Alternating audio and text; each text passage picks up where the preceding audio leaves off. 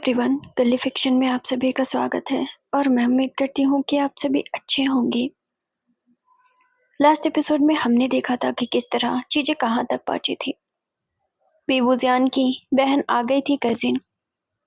रात के 3 बज चुके थे या 4 बज चुके थे। बेबूजियान की ग्रैंडमा ने लानजान को जानबूझ के कहा कि लीजा को उसका रूम दिखा दो। एट द सेम टाइम बेबूजियान के अंदर एक ऐसी फीलिंग्स आई जिससे वो पूरी तरीके से अनजान है। उसके अंदर अभी तक यही था कि लांचन बस उसका केयर टेकर है। अभी उसे चीज बर्दाश्त हो ही नहीं रही। सो दैट यहाँ पर बेबूजियान ने लांचन को पूरी तरीके से रोका। अब मामला तब फंस गया जब एक तरफ लांचन से पूरी फैमिली, यहाँ तक कि उसके अंकल, ग्रैंड माँ और बेबूजियान की मम्मा यानी मैडम यू ये कह रही थी कि उसे लीजा को ले जाकर उसके कमरे में छोड़ दो। And at the same time बेबूजियान उससे ये कह रहा था कि मैंने तुमसे कहा ना, तुम कहीं नहीं जाओगे, मेरा बिस्तर लगाना है। मामला तब फंस गया जब सबकी नजरें लांचन पे चली गई थी। अब देखना ये था कि उन दोनों में से वो किसे चुनेगा। सीन शिफ्ट होकर प्रेजेंट में आता है। आज अगर इसने सबके सामने अगर इसने मेरा पार्ट लिया तो डेफिनेटली मैं इससे कुछ भी करवा सकता हूँ। बेबूजियान ने अपने मन में लांचन को देखते हुए सोचा। ना जाने क्यों उसे लांचन के ऊपर 100% नहीं बल्कि 100% प्लस यकीन था। और मुझे यकीन है कि वो वही करेगा जो मैं कहूँगा। इसका मतलब कि वो मेरी मुट्ठी में है, और अगर वो मेरी मुट्ठी में है, आई थिंक मैं यहाँ पर सब कुछ कर सकता हूँ। बेबूजियान ने अपने मन में काफी बातें सोच ली। वांग जी, सुना नहीं तुमने? इस बार तो लान कुरैन ने भी उठते हुए और गुस्से की आवाज में लानजान से कुछ कहा। बेबूजियान अभी भी लानजान को देख रहा था। हालांकि इस बार उसने लानजान को नहीं रोका। अरे बाप रे, मुझे ऐसा लग रहा है कि वांग जी ने अपनी पैंट उतार दी है और जलते तवे पे बैठने वाला है। नहीं भी बैठा तब भी उसका ही नुकसान है, बैठ गया तब भी उसकी बैग जलेगी। मुझे कुछ ऐसा फील हो रहा है। साव ने खिचड़ी पकाते हुए जियांग के कानों में कहा। जियांग ने उसे गुस्से में देखा, चुप रहने का इशारा किया कि कोई भी मौका आ जाए तो हमेशा हंसी क्यों करते रहते हो। यहाँ पर मजाक की तो कोई चीजें चल नहीं रही। लानजान, तुम जा भी रहे हो या नहीं? इस बार आखिरी बार लान कुरैन ने बिल्कुल ऐसे कह दिया था जैसे इसके बाद वो कहने वाली ही ना हो। लानजान ने घूमकर बेबूजियान की तरफ देखा जो उसकी तरफ ही देख रहा था। उसे फिर से चीजें याद आई। थोड़ी देर पहले ही उस कबाड़ खाने में यानी कबाड़ वाले रूम में जिसमें लानजान रहता है, वहां पर क्या हो रहा था। वीइंग ने लानजान की तरफ देखा। उनका आई कांटेक्ट पूरी तरीके से हो गया था। तो ऊपर जाकर तीसरा कमरा आपका है, लानजान ने लीजा की तरफ देखते हुए कहा। तो यकीनन यहाँ लानजान जाने वाला नहीं था। सो दैट यहाँ पर पूरी तरीके से तय था कि वो बेबूजियान की तरफ था। व्हाट? तुरंत ही मैडम ही उठ खड़ी हुई। वांग जी, आर यू क्रेजी? जैसे ही वांग जी से ये कहा गया, उसने फिर से लीजा की तरफ देखा। आपको समझ में आया, ऊपर जाकर तीसरा कमरा आपका है। लीजा ने मुस्कुराकर जवाब दिया, मैं समझ गई। बहुत प्यार से उसने लानजान को बिल्कुल गेस्चर दिया और ऊपर की तरफ जाने लगे। बिल्कुल सिंपल सी बात थी कि कमरा बिल्कुल सामने है, तो इतना वांग जी को जाए उठाने की जरूरत नहीं है। मैडम यू की थोड़ी सी बेइज्जती हुई। डेफिनेटली जो आंटी थी बेबूजियान की, उन्हें थोड़ा सा अजीब लगा कि एक नौकर होकर बात कैसे टाल सकता है। तो मैडम यू ने बात संभालने के लिए उनसे कहा, आप तो बहुत ज्यादा थकी होंगी, आपको भी आराम करना चाहिए। इसके बाद वो दाई माँ की तरफ देखती हैं कि उनको उनका कमरा दिखा दिया जाए। सीन शिफ्ट होकर आधे घंटे बाद पहुंचा। अगेन लानजान के नाक से खून निकला क्योंकि उसकी माँ ने यानी कि बेबूजियान की माँ ने उसे एक थप्पड़ मार दिया था। तुम्हें कैसे लगा कि तुम्हारी इतनी औकात हो गई है कि तुम सबके सामने मेरी बात को नहीं मानोगे? मैडम यू ने उसे मारते हुए कहा, तुम्हें मेरे साथ मेरे कमरे में आना चाहिए। मैं तुम्हें बताती हूँ कि आखिरकार मेरी बात मानने का नतीजा तुम्हें क्या मिल सकता है। कमरे में बेबूजियान जो कि मन में सोचता है उसने ही लानजान को फंसा दिया। ठीक है, वो लानजान की जांच कर रहा था क्या कि लानजान उसके लिए किस हद तक जा सकता है, लेकिन ये वो नहीं करना चाहता था। बेबूजियान, कमरे में जाओ, रात बहुत हो गई है, सो जाओ। लेकिन मम्मा, मैंने कहा कमरे में जाओ। सीन शिफ्ट होकर फिर से 4:30 के आसपास पहुंचा। बेबूजियान को नींद नहीं आई। क्या आखिर लानजान उसकी मम्मा के बीच क्या बातें हुई होगी? क्या मम्मा ने उसे फिर से मारा होगा या फिर बेइज्जत किया होगा? वैसे भी लानजान कहता है कि उसे मैडम यू की मार कभी बुरी नहीं लगती, एक्सेप्ट कि मैडम यू जो वर्ड बोलती है वो ज्यादा बुरा लगता है उसे। वह मुश्किल ही बेबूजियान सो पाया था। सीन शिफ्ट होकर अगले मॉर्निंग में पहुंचा। Good morning. कोई बहुत प्यार से लांजान को गुड मॉर्निंग बोलती है। वो कोई और नहीं बल्कि लीजा थी। लांजान जैसे भी वूजान के कमरे में जाने लगा, लीजा सामने आ गई। लांजान ने उसके चेहरे को देखा, लीजा ने उसकी तरफ देखा। बेहद खूबसूरत लड़की थी, लेकिन सामने वाले लड़के को भा नहीं रही थी। तभी विभूजान ने अपने कमरे का दरवाजा खोल दिया और फिर से ट्रायंगल बन गया। विभूजान ने लांजान की तरफ देखा। मेरे शूज साफ करने हैं, उसने इतने गहरे टोन में कहा कि लीजा को भी बुरा लग जाए। लीजा ने घूमकर विभूजान की तरफ देखा। ऑफकोर्स लीजा को चीजें पसंद नहीं आई। मैं भी साफ करता हूँ, ये बोलकर लांजान लीजा को क्रॉस करके विभूजान के कमरे में पहुंचा। अलमीरा की तरफ जाते हुए उसने विभूजान के शूज को निकाला और फिर उसे बाहर ले जाने लगा। जैसे ही लांजान लीजा को फिर से क्रॉस करता है, विंग ने उसे फिर से रोका। लांजान, मैंने तुमसे नहीं कहा कि बाहर जाकर करो। जब तक मैं ना कहूँ तब तक बाहर भी जाने की जरूरत नहीं है। ये बोलकर उसने फिर से जताया कि वहां पर विभूजान ही उसके ऊपर डोमिनेंट है। लीजा भले ही शादी कर रही हो, बट उसका हक नहीं है। लांजान कमरे में वापस आ गया। लीजा और विभूजान के बीच फिर से आई गेस्चर में बातें हुई। मैं सब क्यों कर रहा हूँ? लीजा के जाने के बाद विभूजान ने घूमकर लांजान की तरफ देखा, जो टेबल पे बैठा उसके शूज को साफ कर रहा था। और ऐसा क्यों कर रहा हूँ? मैं अपनी पर्सनल फ्रस्ट्रेशन उसके ऊपर क्यों निकाल रहा हूँ? मुझे नहीं करना चाहिए, ये गलत है। तुम्हें बुरा लगा क्या? लांजान ने घूमकर विभूजान की तरफ देखा और उससे कुछ बातें कही। किस बारे में? ये मैं तुम्हें ऐसे ट्रीट कर रहा हूँ लीजा के सामने। लीजा को अगर हटा दिया जाए, पहले भी तुमने मुझे ऐसे ही ट्रीट किया है। तब लांजान ने जब एक विभूजान को खांसी आई। मैं तो बस ऐसे ही ट्रीट करता हूँ, मेरा वैसा कोई इरादा नहीं है। बाद में लांजान, रात को तुमने मुझसे कहा कि तुम मुझे मारना चाहते हो। सुनने में गलतफहमी हुई होगी। मैंने ये कहा होगा कि मैं तुम्हारी मारना चाहता हूँ। उसने जब ये कहा तो विभूजान ने उसे देखा। लांजान ने उसे देखा। विभूजान ने तकिया उठा के उसके मुंह पे मार दिया। लांजान, सुबह सुबह ऐसे बातें करने की जरूरत नहीं है। ये बोलकर विभूजान मुस्कुराने लगा। उसके दांत रुक ही नहीं रहे थे। ऐसी बातें लांजान ने कह दी तो विभूजान की नजर जब लांजान पे गई तो लांजान उसे देखकर स्माइल करता है। एंड मिंग मन में सोचता है कि उसने रात में सीरियस होकर कहा कि उसे मारना चाहता है। बट अभी अगर वो खुद जानबूझकर कह दे तब भी विभूजान को लगेगा कि वो मजाक कर रहा है। मतलब अभी ऐसा मूड एंड ऐसा टोन बन गया सडनली। मतलब लीजा के लंबे बाल हैं। विभूजान ये बोलकर अपने शर्ट को निकाल रहा था क्योंकि उसे नहाने जाना था। क्या उसके बाल तुम्हें पसंद हैं? विंग ने घूमकर लांजान की तरफ देखा। अब वो लांजान से लीजा के बारे में पूछ रहा था कि उसके बारे में लांजान के मन में क्या थॉट है। और उसके बाल तो सिल्वर भी हैं, जैसे कि यहाँ पर यूनिक हो। सबके बाल ऐसे नहीं होते, है ना? तुम तो लकी हो, तुम्हें एक ऐसी वाइफ मिलने वाली है जिसके बाल बिल्कुल यूनिक है। बाद में उसके हेयर तुम्हें कैसे लगते हैं? तीसरी बार भी विभूजान ने एक सवाल पूछा। शर्ट निकालते हुए वह सब बातें किए जा रहा था। लांजान ने उसकी तरफ देखा। मैंने गौर नहीं किया, उसने बहुत सिंपल सा जवाब दिया। अब झूठ मत बोलो, तुम उसे घूर कर देख रहे थे।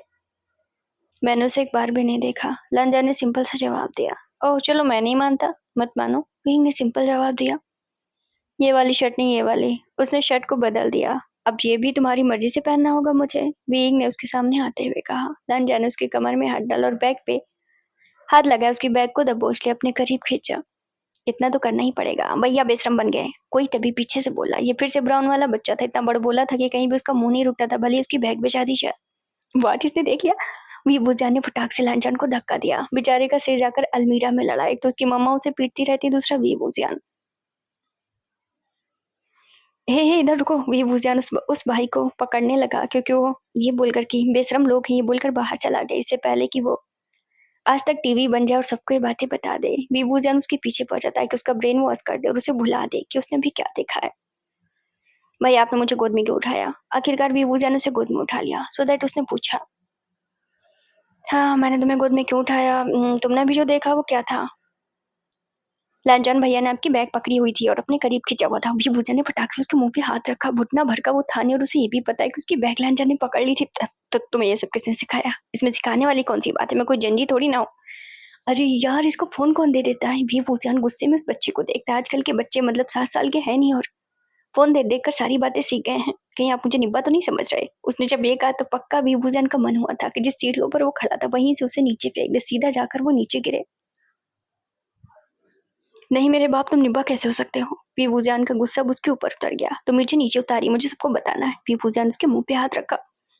तुम्हें तो लांजान ही बताएगा। सीन शिफ्ट होकर वहां पहुंचता है जहाँ विभूजान बच्चे को लेकर फिर से कमरे में पहुंचा।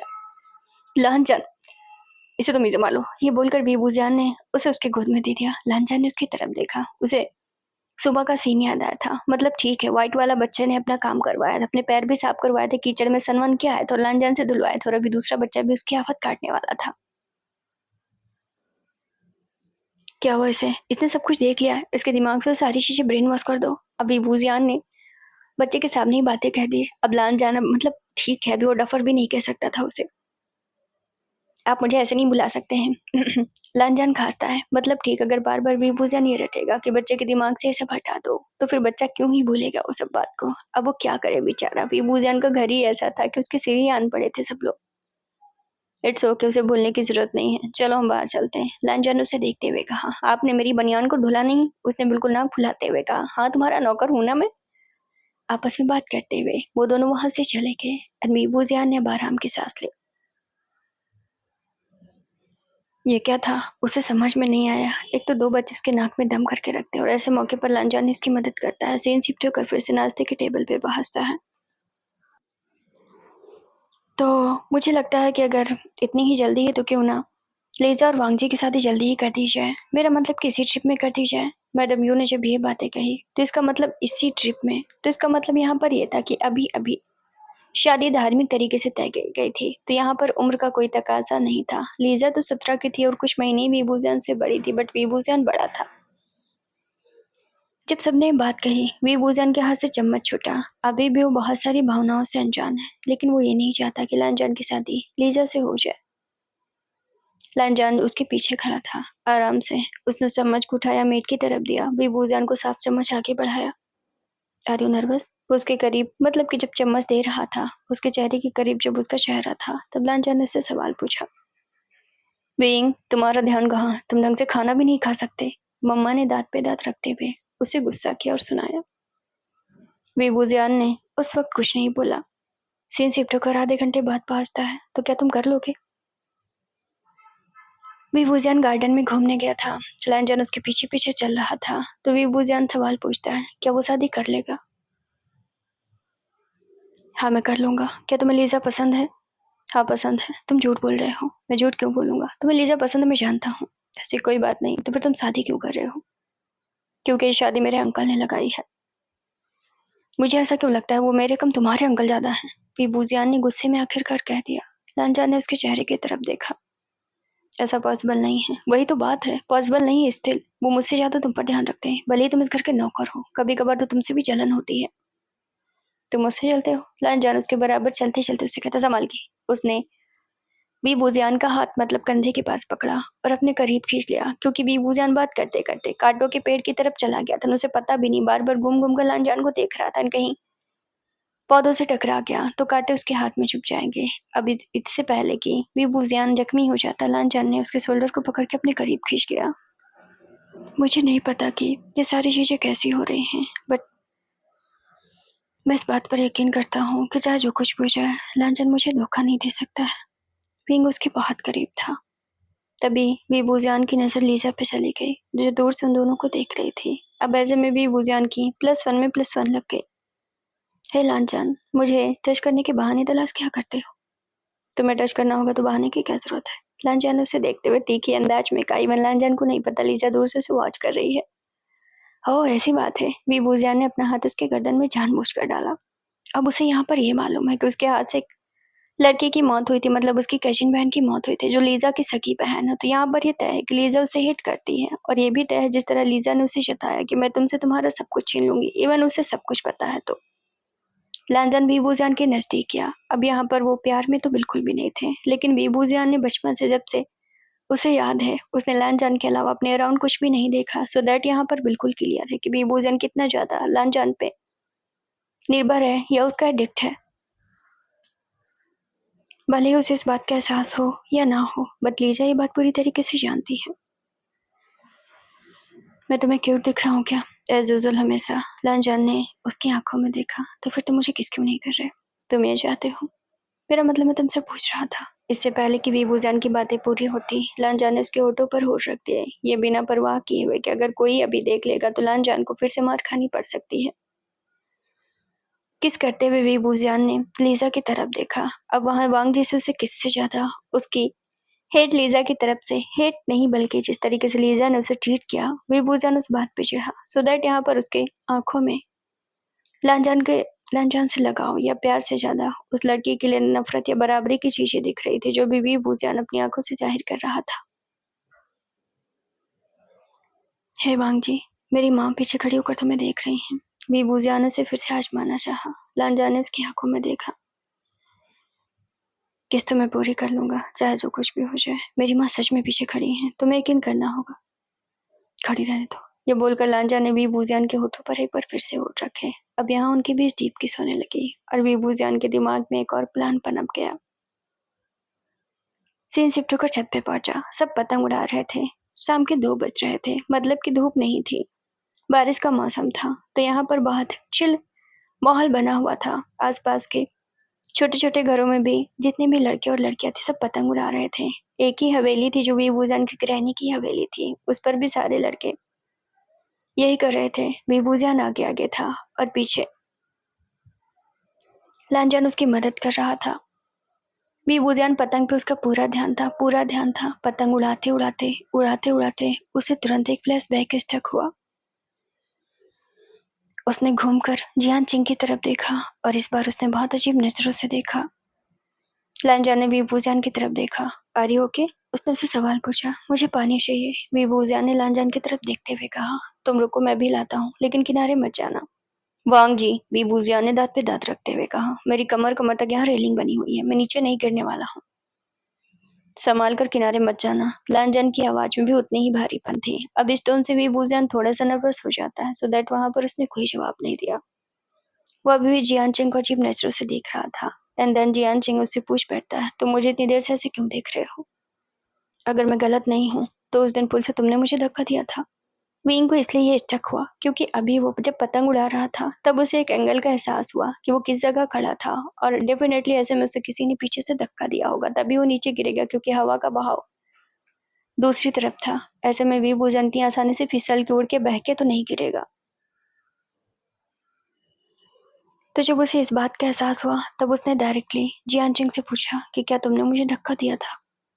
तुम पागल हो जियान सिंह, मेरी माँ यहीं पर खड़ी हुई है। तुम अगर मुझे नहीं बताओगे तो तुम क्या? जियान सिंह ने उसकी तरफ देखते हुए कहा। तुमने मुझे धक्का दिया था या नहीं? विभूजियान ने उसकी तरफ देखते हुए कहा। उसके सारे भाई साओ जुयांग सारे लोग बिजी थे सिवाय उन दोनों के। तुमने मुझे धक्का दिया या नहीं? विभूजियान ने अब अपनी आवाज को थोड़ा सा तेज किया। जियान सिंह ने उसकी तरफ देखा। दिया? हाँ, मैंने तुम्हें धक्का दिया। और वो विभूजियान के करीब आ गया। तुमसे मैं हर एक चीज छीनूंगा, वो उस तरह कह रहा था जैसे सच में विभूजियान को इस बात का एहसास हुआ कि वांग जी यहाँ पर सही कह रहा था कि उसे कोई भी नहीं चाहता कि वो जिंदा रहे या बचे या फिर सेफ रहे। इस बात को तुम जितनी जल्दी जान लो उतना ही अच्छा है। जो जिंदगी तुम जी रहे हो वो एक फेक जिंदगी है, इसमें तुम्हारा कुछ भी नहीं है। तुम्हारी माँ तुम्हारी माँ नहीं है, तुम्हारा बाप तुम्हारा बाप नहीं है, तुम्हारे अंकल तुम्हारे अंकल नहीं है, ये घर तुम्हारा नहीं, ये ग्रहणी तुम्हारी नहीं है, समझे तुम? ये बोलकर जियान सिंह ने उसकी तरफ देखा। अभी बुजियान पूरी तरीके से फ्रीज। अरे माँ, मैडम यू की बातें हो रही थी, वो तुम्हारी नहीं बल्कि मेरी सखी माँ है। तुम इस घर के कोई भी नहीं हो गई बुजियान, तुम बस एक गोद हुए बच्चे हो जो कि बस मेरी जगह पर रखा गया है, जो एक पासा है जो दुनिया की नजरों में दिखाने के लिए है, एक ऐसा हुक्म का इक्का जिसे सब यूज करना चाहते हैं, समझे तुम? मुझे लगता है वक्त से पहले मैंने तुम्हें बता दिया, लेकिन मैं तुम्हें बताना चाहता हूँ, और मैं तुमसे बहुत ज्यादा नफरत करता हूँ, इतनी ज्यादा कि तुम यकीन भी नहीं कर सकते, और एक दिन तुम्हारी मौत मेरे हाथों लिखी। और जिस दिन मैं तुम्हें मारूंगा, यकीन करो कि इस दिन हांग वांगचुन भी तुम्हें बचा नहीं पाएगा। ये बोलकर जियान चिंग ने उसे बिल्कुल नफरत की नजरों से देखा, और वेबूजियन पूरी तरीके से फ्रीज। वो जब से आया था उसे इस बात का एहसास था, कुछ तो ऐसा था जो उसे दिखाई नहीं दे रहा था। फिर धीरे उसे इस बात का एहसास हुआ कि उसे ऐसा लगता है कि सिर्फ उसे ही कुछ नहीं पता, बाकी सबको पता है। एंड नाउ जियान सिंह ने जो कन्फेशन किया वो पूरी तरीके से उससे हिला हुआ था। उसकी बात पर यकीन कर पाना भी वो जियान के लिए मुश्किल था, लेकिन जब जियान सिंह इतने कॉन्फिडेंस से कह रहा था तो उसमें कुछ तो सच्चाई होगी। वेंगा आ गया। सीन शिफ्ट होकर 10 मिनट बाद पहुंचता है। लांजन जैसे ही पानी लेकर ऊपर पहुंचा उसने साव से पूछा, वहीं कहाँ है? भैया नीचे गए रोते हुए। ब्राउन कलर वाले लड़के ने वो इतना मुंह फटे कि उसका मुंह तो कहीं बंद ही नहीं होता। तो फाइनली उसने लांचान को बता दिया। लांचान ने उसकी तरफ देखा। चलो ठीक है, उन दोनों बच्चों की सेवा करना कहीं तो उसके काम आ रहा है। रोते हुए वो मन में सोचता है, आखिर वो क्यों रोया होगा। सीन शिफ्ट होकर वे वूजियान पे पहुंचता है, जो अपने मम्मा के कमरे में था। उसकी मम्मा तो वहां पर इस वक्त नहीं थी, लेकिन वो दरवाजा बंद करके कमरे में बेड पर बैठा हुआ था। बचपन से लेकर आज तक उसे इस बात का एहसास हो रहा था कि उसकी मम्मा एक बिजनेसमैन है, बहुत बिजी रहती हैं। शायद इसलिए उनकी मम्मा के पास यानी मैडम यू के पास वी वूजियान के लिए उतना वक्त नहीं है। शायद इसलिए उन्होंने वी वूजियान को एक लांजान जैसे लड़के के सहारे छोड़ रखा है, और शायद इसलिए वो वी वूजियान के लिए इतनी ज्यादा स्ट्रिक्ट रहती हैं। उसे क्या पता था कि शायद शायद वो उसे मम्मा जैसा प्यार नहीं कर पाती, क्योंकि वो उनका बच्चा नहीं है। वी वूजियान की आंखों में आंसू आए, और फिर उसके दिल में इतना डर था अपनी मम्मा के लिए कि कहीं मेरी मम्मा नाराज ना हो जाए। उसके दिल में एक दर्द सा उठा। तो शायद मैडम यू के लिए बचपन में उसे छोड़ना आसान था, क्योंकि वी वूजियान उनका बेटा नहीं था। वी वूजियान के दिल में एक सबसे बड़ा ट्रामा है कि बचपन के उसे विजुअल्स दिखाई देते हैं, जब वो कह रहा था, मुझे छोड़ के मत जाओ माँ, मुझे छोड़ के मत जाओ। लेकिन मैडम यू ने उसे एक अंधेरे कमरे में छोड़ दिया और फिर वहां से चली गई। एक ही चीज उसे बचपन की याद थी, और वो यही याद थी। नाउ अब उसे एहसास हुआ कि क्यों मैडम यू ने उसे आसानी से एक बंद कमरे में छोड़ दिया। वो इतना बड़ा बेवकूफ कैसे हो सकता है। उसने पहले इस बारे में क्यों नहीं सोचा कि इकलौता होने का मतलब ये नहीं कि मम्मा कहीं भी उसे छोड़ दे। उसे तो यही लगता था वो इकलौता है तो बहुत ज्यादा सेंसिटिव है, इसलिए शायद मैडम यू उस पर ज्यादा ध्यान देती हैं। उसे ये कहाँ पता था कि वो उनका बच्चा ही नहीं है। शायद इसलिए मैडम यू के लिए ये सब चीजें इतनी आसान थी। अब उसे समझ में आया कि जब लांजान की नफरत भरी नजरें उसे घूरती हैं, लेकिन मैडम यू को ये बात पता है, स्टिल उन्होंने भी वूजान को लांजान के सहारे छोड़ रखा है। वो क्यों था? क्योंकि वी वूजान उनका सगा बेटा नहीं था। सारे तार वो जुड़ता हुआ देख पा रहा था, खासकर मैडम यू के बिहेवियर और व्यवहार में। तो फिर ग्रैनी, इसका मतलब ग्रैनी भी उसकी सगी ग्रैनी नहीं थी, लेकिन ग्रैनी का प्यार वी वूजान के लिए है। ये चीज वी वूजान महसूस करता है। अभी वूजान को एक पल के लिए सब कुछ ब्लैंक सा नजर आया। अब वो किससे पूछे और किससे बोले? क्या मम्मा से जाकर ये बोले कि चिंग ने ऐसा कहा? लेकिन अगर एक पल में चिंग की बातें सच होंगी, तो फिर मम्मा कुछ ऐसे करेंगी कि वी वूजान से सारी बातें फिर से हिडन हो जाए। सो दैट यहाँ पर वी वूजान अब नहीं चाहता। वैसे भी वो कोई बच्चा नहीं रहा जो चीजें समझ ना पाए, इसलिए वो यहाँ पर सबकी तरह चाल चलना चाहता है। मैं यहाँ पर क्या कर सकता हूँ? क्या मैं लांछन की मदद ले सकता हूँ? मुझे लगता है कि वही एक है जो मुझे मेरी मदद कर सकता है। लेकिन ये सच हुआ तो, अगर वो मुझे मारना चाहता होगा तो? लेकिन उसकी आंखों में मैंने नफरत तो देखी, लेकिन साथ में कुछ और दिखता है, और वो मुझे समझ में नहीं आता कि वो क्या है। विंग तभी अचानक से बाहर से नॉक हुआ। शायद लांचन उसे तलाश करते हुए वहां तक आ पहुंचा था। विंग ने तुरंत अपने आंसुओं को पोंछा। ये मेरे लिए एक बेहतर मोहरा हो सकता है इन सब चीजों से निकलने का। आंसू पोंछने के बाद उसने दरवाजा तुरंत खोला। तुम यहाँ पर? उसने वी बुजान के चेहरे को देखते हुए, थोड़ा हैरानी से उसकी आंखों को देखते हुए पूछता है। मैं बस मम्मा को तलाश करते हुए आया था। तुम रो रहे थे? उसने उसकी आंखों को देखा और इस बार भारी आवाज में पूछा। तुम्हें ऐसा लगता है कि मैं रो रहा था? वी बुजान ने कंधे उठकर लांजान को क्रॉस करके बाहर जाने लगा। Are you crying? अगेन वो पीछे से उसका हाथ पकड़ लेता है। वी बुजान उसकी तरफ देखता है। मैं नहीं रो रहा, तुम मुझसे छिपा नहीं सकते। वैसे भी तुम्हारी आंखों में आंसू दिख रहे हैं अभी भी। मुझे बताओ, क्या हुआ तुम्हें? क्या मैडम यू ने कुछ कहा, या फिर किसी और ने? किसी और की हिम्मत है क्या मुझे कुछ कहने की? विभूजान ने उसे देखते हुए फेक नाटक किया। ऑफकोर्स इस वक्त जियान चिंग ने उसे कहा था, बट उसने उस जगह उससे कुछ नहीं कहा। तो फिर तुम रो क्यों रहे हो? कोई वजह नहीं है। विंग मुझे बताओ, तुम रो क्यों रहे हो? लांजन, मैंने कहा ना, कोई वजह नहीं है। विभूजान ने हाथ छुड़ाने की कोशिश की, बट लांजन ने उसका हाथ नहीं छोड़ा। आई सर, तुम रो क्यों रहे हो? उसने उसे बहुत करीब खींच लिया, उसके चेहरे को कस के पकड़ा। अब तुम्हें बताना होगा कि तुम रो क्यों रहे हो। मेरी आंखों में कुछ चला गया था। वांग जी, तभी एक भारी आवाज ऊपर की तरफ आई। लांजा ने नीचे की तरफ देखा तो लान कुरेन वहां पर आए हुए थे। नीचे आओ, मुझे तुमसे कुछ बात करनी है। मैं आता हूँ 5 मिनट में। तो उसने अंकल से टाइम मांगा। मैंने तुम्हें अभी नीचे बुलाया, लेकिन मुझे 5 मिनट चाहिए। लांजा ने फिर से कहा। वांग जी नीचे आ भी रहे हो या नहीं? अब लान कुरैन की भारी आवाज हुई। वीबूजियान जानता है कि लानजान उस घर में नौकर की तरह है, तो उसके पास सिर्फ एक ही रीजन है और वो लान कुरैन है। इसके अलावा वीबूजियान को उसके बारे में कुछ पता नहीं है। लानजान ने वीबूजियान की तरफ देखा और उसका चेहरा छोड़ दिया। मैं आता हूँ। सीन शिफ्ट कर वहां पहुंचा जहां वीबूजियान फिर से छत पे पहुंचा। अब वो बहुत ज्यादा सोच में था। अभी जियान चंग तो वहां पर नहीं था। अब वीबूजियान को लानजान के बारे में जानना था। जब तक वो लानजान के बारे में नहीं जानेगा तब तक पूरी कड़ियां उसके बस की बात नहीं थी कि पूरी कड़ियां वहां पर पार हो जाती। अब समझना भी मुश्किल था उसके लिए। फिर वो किससे बात कर सकता था? शायद उसकी नज़र में किसी से नहीं। तो ये चीज़ उसे खुद पता करनी होगी कि वांग जी का असली मकसद क्या था, या फिर उसकी शुरुआत कहाँ से हुई, या वो किस फैमिली का बच्चा है, या सच में वो ऐसे ही अंकल के द्वारा उठाया गया एक बच्चा था। अभी बुजान के दिमाग में बहुत सारी बातें चलने लगी। बेबूजान को बचपन की धुंधली धुंधली सी चीज़ें याद है कि किस तरह किताबों वाले कमरे में उसके हाथों से उसकी दीदी की मौत हो गई थी, यानी कि लीजा की बहन की। और ये गलती से हुआ था। असल में बेबूजान और लीजा की बहन बहुत छोटे छोटे थे। वो लीजा की जुड़वा बहन थी, बट लीजा से बड़ी थी, तो हम समझ सकते हैं कि वो बेबूजान से थोड़ी ही बड़ी थी। अब ऐसे में बेबूजान ने कुछ किताबें उठाई और खींची, जिसकी वजह से उसने नीचे की किताबें खींची और ऊपर की किताबें हिली। अलमारी का पूरा स्लैक जो था, यानी पूरा रैक का पूरा पूरा कुछ फेयर तरीके से रखा हुआ था या उलझे तरीके से रखा हुआ था। किताबें एकदम से भरभरा के उस नन्ही बच्ची पर गिर गई थी। उसे दमा की बीमारी थी और उसे पैनिक अटैक आया, जिसकी वजह से उसे सांस लेने में प्रॉब्लम हुई और वो मर गई।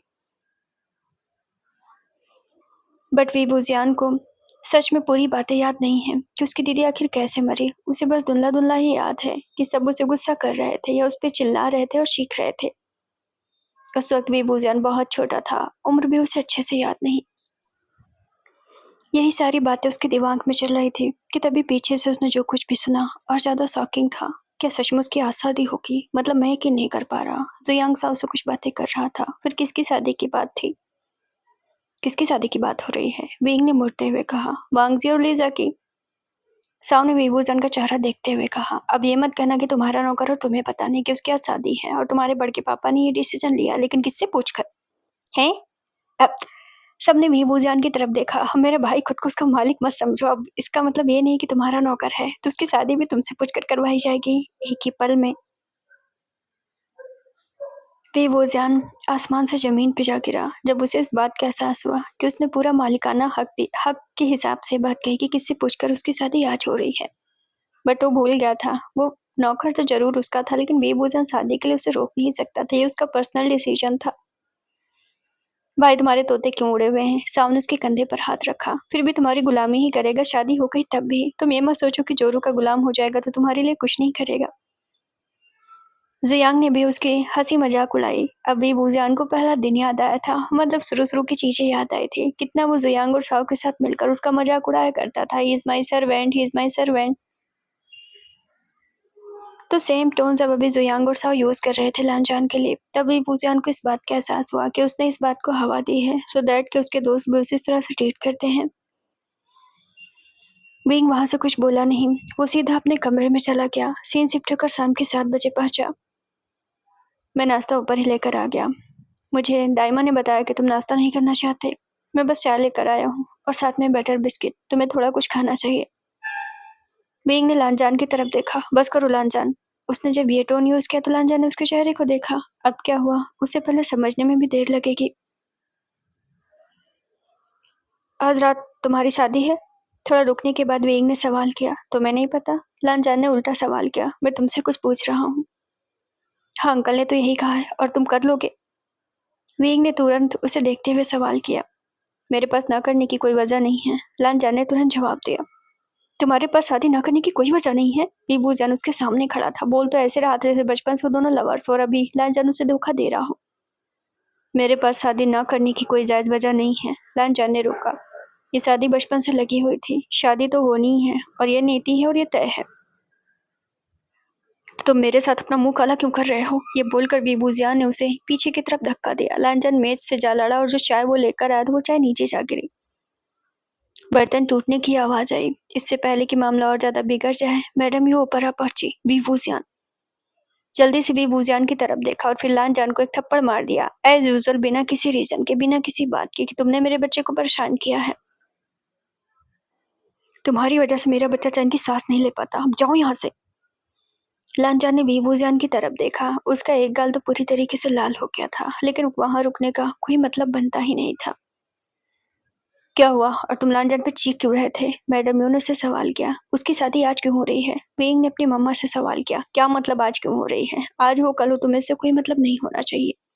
लेकिन मम्मा, उसकी शादी तो 2 साल बाद होने वाली थी, फिर आज क्यों हो रही है? बड़ों का फैसला है। और वैसे भी वांग जिस घर का, हाँ मुझे मालूम है वांग जिस घर का नौकर है, लेकिन फिर भी 2 साल पहले से शादी, ये तो कोई वजह नहीं हुई। तुम्हें कोई हक नहीं है लानजान के पर्सनल मामलों से बोलने के लिए। अब उसे शादी से प्रॉब्लम होती तो मना करता, लेकिन उसे कोई प्रॉब्लम नहीं हुई है। तुम्हारे बड़े पापा से शादी के लिए हाँ कहा है। इस बात पर वीवूजियान कुछ बोल न पाया। वो पूरी तरीके से खामोश हो गया जब उसकी माँ ने कहा कि वांग जी को उससे कोई प्रॉब्लम नहीं है, तुम्हें इसमें बोलने का कोई हक नहीं है।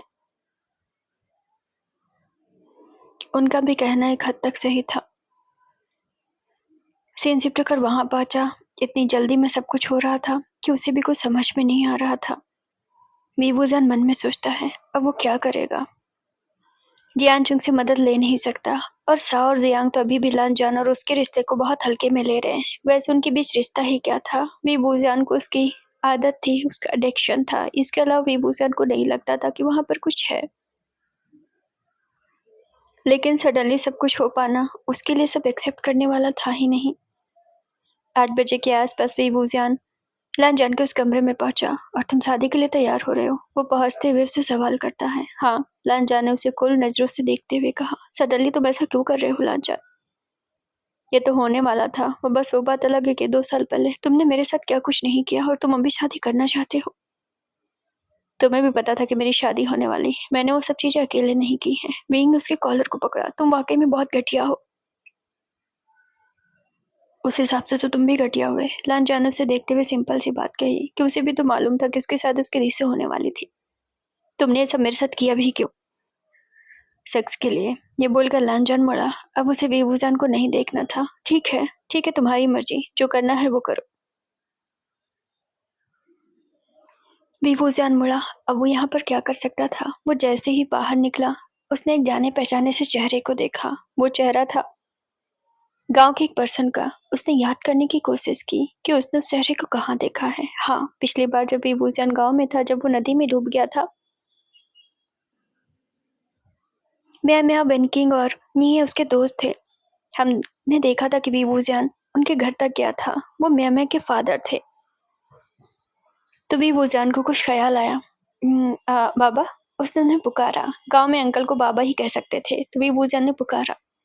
हाँ बाबा। पलटकर भी उन्होंने बाबा ही कहा। आप मुझे बाबा मत बोलिए, आप मुझे वीवूजान कह सकते हैं। क्या आपने मुझे पहचाना? आपको मैं कैसे नहीं पहचानूंगा? मुझे आपसे कुछ काम था। वीवूजान ने बोलकर उनके करीब गया। प्लीज मेरी मदद करिए। वो थोड़ा धीरे से बोलता है। मुझे मैम या वेनकिंग या फिर नहीं है, किसी से भी मिलना है। क्या आप इनमें से किसी को भेज सकते हैं आधे घंटे के अंदर? बहुत जरूरी है, प्लीज ये बात किसी को मत बताना। मैं सिर्फ आपसे मदद मांग रहा हूँ। वीवूजान का चेहरा परेशान और उलझन से भरा दिखा। उन्होंने वीवूजान के चेहरे को देखा। यहाँ पर वो कुछ बोल ना पाए, सिवाय इसके कि ठीक है, मैं कोशिश करूंगा कि मैं किसी न किसी को भेज दूं। सीन शिफ्ट होकर 30 मिनट बाद पहुंचा। अबे हटना, कुछ दिख रहा है क्या? मुझे भी कुछ नहीं दिख रहा। अबे तू अंधा है क्या? पिछवाड़े से देखेगा तो कहाँ से दिखेगा? मैंने नीहे को तो हड़की में ले लिया था कि नीहा अपने आप को समझता क्या। जब मैंने कहा कि पिछले वाले गेट से वो चढ़ के देखेगी कि वहां से अंदर कुछ दिखाई दे रहा है कि नहीं। असल में बात ये थी कि मैं के फादर पहुंचे तो तीनों इकट्ठे आग के किनारे बैठे हुए बातें कर रहे थे कि उनके फादर ने कहा वीवूजान मुसीबत में और तुमसे चोरी छिपे मिलना चाहता है। तो तीनों तैयार हो गए मिलने के लिए। अब तो कितनी बड़बोली है।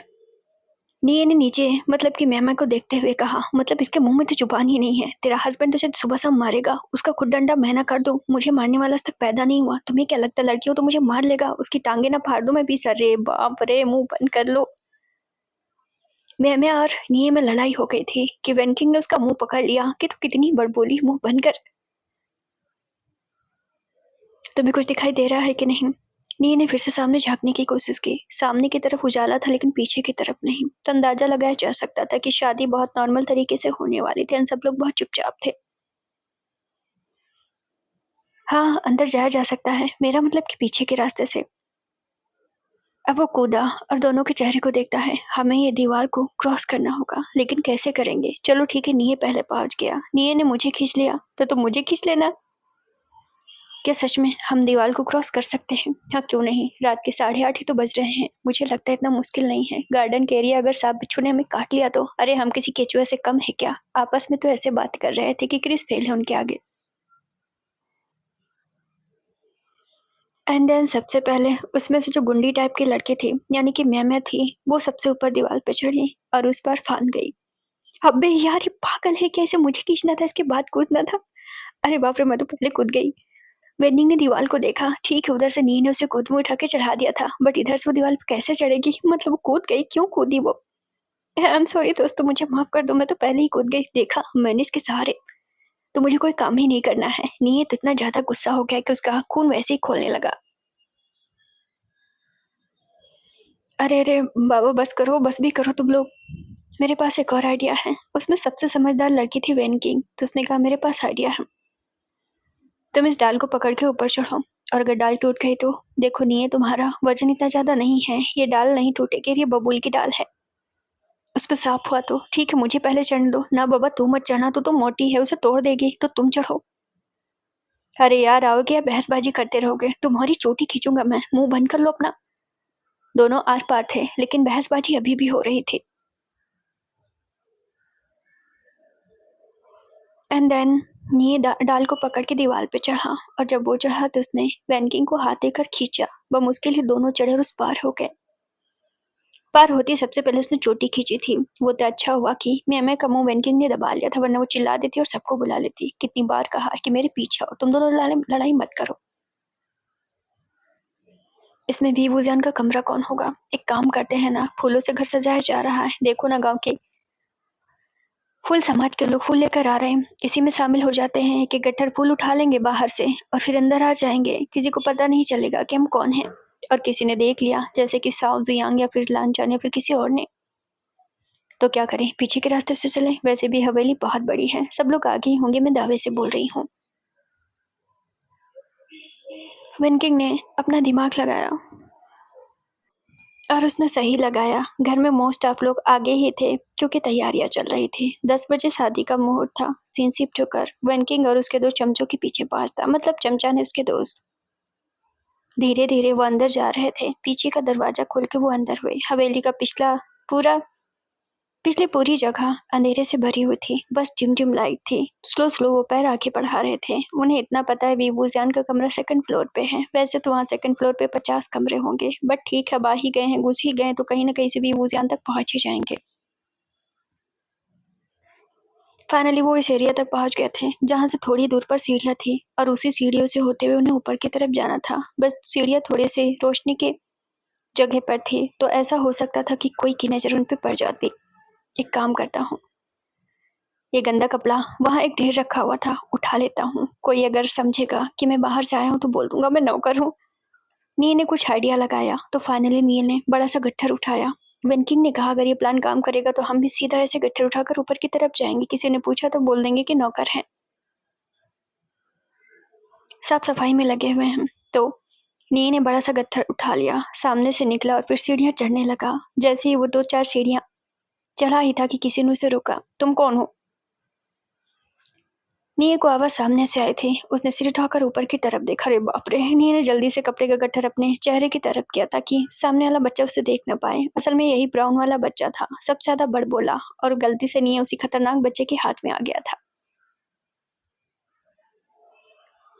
मैं इस घर का नौकर हूँ। मैं बस साफ सफाई के लिए ऊपर जा रहा था। आपकी आवाज तो जानी पहचानी सी लगती है। वो चेहरे की तरफ झांकते हुए कहता है। अरे बाप रे! ये बच्चा है क्या है? नीये ने मन में कहा, मालिक मैं इस घर का नौकर हूँ, इसलिए आपने मेरी आवाज सुन रखी होगी। तो तुमने इस तरीके से चेहरे पर क्यों ढका हुआ है? तुम ऊपर कहाँ जा रहे हो और तुम किसके कमरे में जा रहे हो? ऊपर कौन सी साफ सफाई चल रही है? बच्चे ने कई सवाल एक साथ पूछ लिए। लड्डू कौन खाएगा? तभी वेन्निंग चिल्ला पड़ी कि लड्डू कौन खाएगा? आवाज़ ऊपर तक पहुँची तो बेबी को लगा कि कोई लड्डू बाँट रही है। मैं लड्डू खा के आता हूँ, ये बोलकर वो सीढ़ियों से नीचे उतर गया। वेन्निंग और मैं छुप गए। बेचारा नीचे जाकर कन्फ्यूज़ हो गया। तब तक उसने मुड़कर देखा तो निये भी वहाँ से गायब हो गया था। ये बच्चा तो सबसे ज़्यादा खतरनाक है। खैर छोड़ो, बच्चा है, दिल का साफ है। अब धीरे-धीरे करके वेन्निंग और म्या-म्या ऊपर की तरफ पहुँचे। वो सब ठीक है, वीवूज़ियान का कमरा कैसे तलाश किया जाएगा? जहाँ तक मेरा आइडिया है, सब लोग नीचे हैं, वीवूज़ियान ऊपर होगा। ऐसा कैसे कह सकते हो कि वीवूज़ियान ऊपर होगा? म्या-म्या ने पीछे से सवाल पूछा। नी आगे चलते हुए कहता है, मुझे नहीं लगता कि वो लांजान की शादी में शामिल भी होगा। क्यों? मुझे तो नहीं लगता कि वो चाहेगा कि लांजान किसी और से शादी कर ले। तुम्हारा क्या मतलब है? मेरा ये मतलब है कि लांजान तो बस उसका नौकर है। अभी यही सब कंफ्यूज थे कि आखिरकार वीवूज़ियान ऐसा क्यों कर रहा है। तो फाइनली ऊपर 3 कमरे में लाइट चल रही थी, तो पॉसिबिलिटी थी कि 3 में से कोई एक कमरे में वीवूज़ियान होगा। सीन शिफ्ट होकर वहां पहुंचा जहां आखिरकार वो लोग तलाश करते करते एक कमरे के अंदर झांकते हैं तो उसमें वीवूज़ियान दिखाई दिया जो खिड़की के पास खड़ा था और काफी उदास था। यही है। जैसे दरवाजा खटखटाया गया। मुझे तुम्हारी कोई जरूरत नहीं है, लांजन चले जाओ यहाँ से। तुम्हारी शादी हो रही तो अपनी शादी करो। अबे यार, हमें धीरे से आवाज अंदर गई। वैसे वीवूज़ियान को लगा नहीं था कि उसके दोस्त यहाँ पर आ जाएंगे।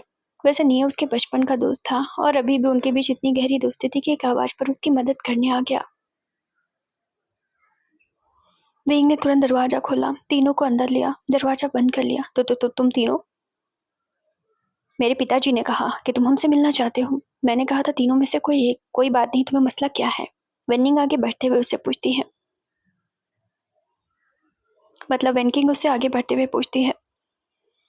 हाँ, वीवूज़ियान बेड पे बैठ गया। वैसे मसला तो मुझे भी नहीं पता कि मैं क्या करना चाहता हूँ। तुमने हमें क्यों बुलाया? सब दरवाजा बंद था, अंदर 3 लोग थे, मतलब 4 लोग थे।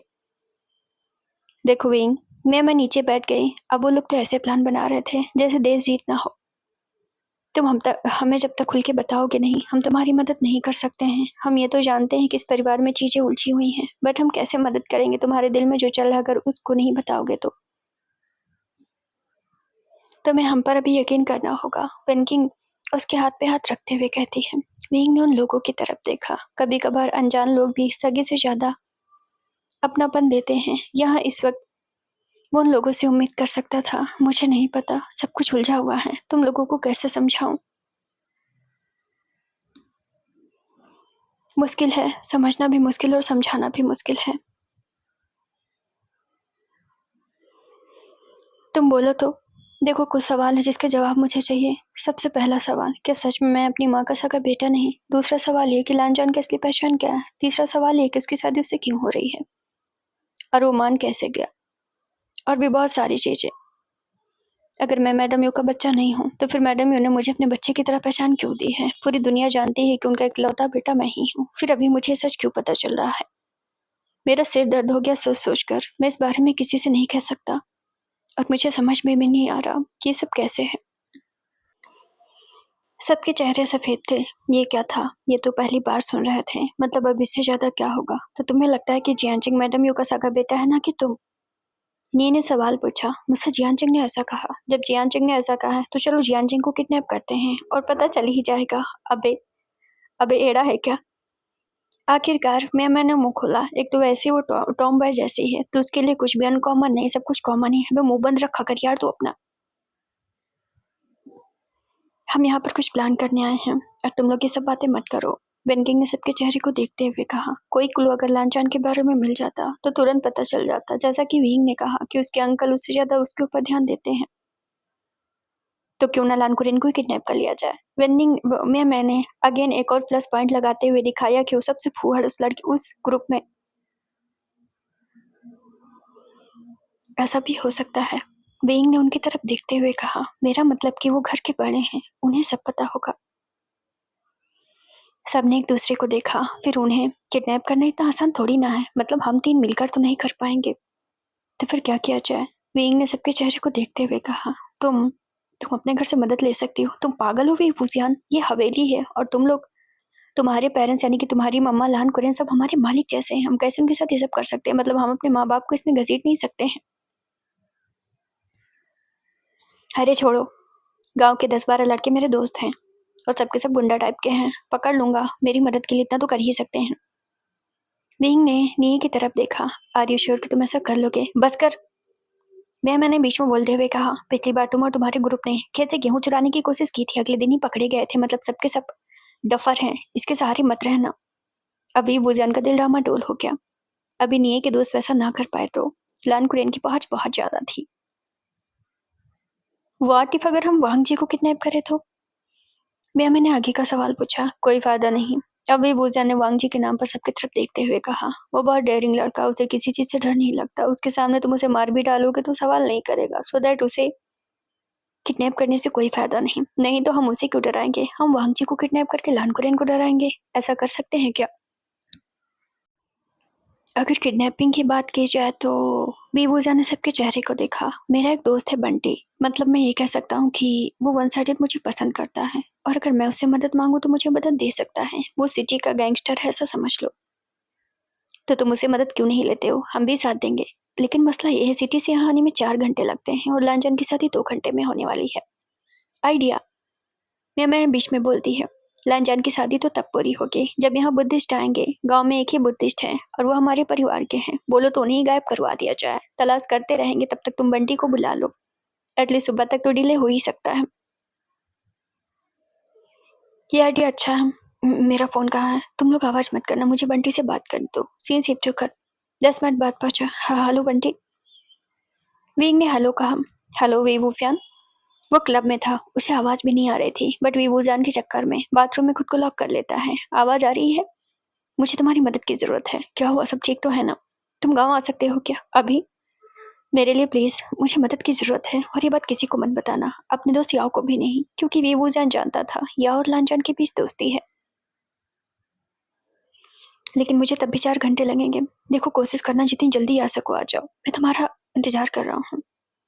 तुम अगर नहीं आए तो आज सब कुछ बिगड़ सकता है। बंटी तो लाल लाल हो गया। उसे लगा कि अब ठीक है, हीरो बनने का मौका आ गया है। वी वुजियान की नजरों में उसे आखिर नंबर भी तो लाने थे। सो दैट उसने अपने लोगों को कॉल किया, जैसा कि वी वुजियान ने कहा था अपने दोस्तों और गैंग के साथ में आना। तो उसने सारे दोस्तों को कॉल कर दिया। 2-4 कार क्लब के बाहर आ गई। वो भागता हुआ कार के अंदर बैठा और बोला जितनी रफ्तार से पहुंचा सको पहुंचा दो उसे, भले ही 4 घंटे का रास्ता उसे 2 घंटे में तय करना पड़ेगा। ये वहां से भागा भागा गया इस तरीके से कि बुद्धिस्ट परिवार में ही उनके मुंह में रस्सी वस्सी बांध के खेत में डाल आएंगे। वैसे भी इतने ज्यादा बूढ़े हैं, कौन सा चिल्ला पाएंगे। तो अभी नी अपने दोस्तों के साथ ये काम करने के लिए जा रहा था और वी भुजियान के पास बची थी वेनकिंग और म्या। वेंग दरवाजा खोलो। तो 9 बजने वाले थे और लांजन आ गया था। ये क्या, ये अभी यहाँ पर क्यों आया है? जल्दी जल्दी मैं और वेनकिंग एक दूसरे को देखते हैं। वी भुजियान उनको देखता है। वो बाथरूम में छुप जाओ। दोनों जल्दी से बाथरूम में भागे। तभी बेबूजा ने दरवाजा खोला। तुमसे मना किया था इस कमरे में मत आना, मैं तुम्हारे लिए खाना लेकर आया हूँ। शादी के बाद भी मेरी गुलामी करोगे क्या? उसने बेबूजान ने लानजान को सुनाते हुए कहा। उसकी नौबत नहीं आएगी, लानजान ने जवाब में कहा।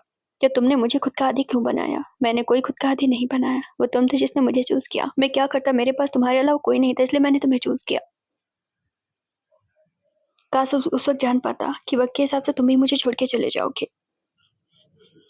तो तुम क्या चाहते हो? मैं शादी भी ना करूं, मैं जिंदगी में आगे भी ना बढ़ूं? लांजान ने उसे देखते हुए कहा। वहीं ने उसके चेहरे को देखा। मुझे ऐसा लग रहा है कि भी तुम नहीं बल्कि मेरी माँ बोल रही है मेरे सामने। देखो भी वो जान, तुम्हें एक्सेप्ट करना होगा। ये दिन तो आना ही आना था, जो कि आज आ गया।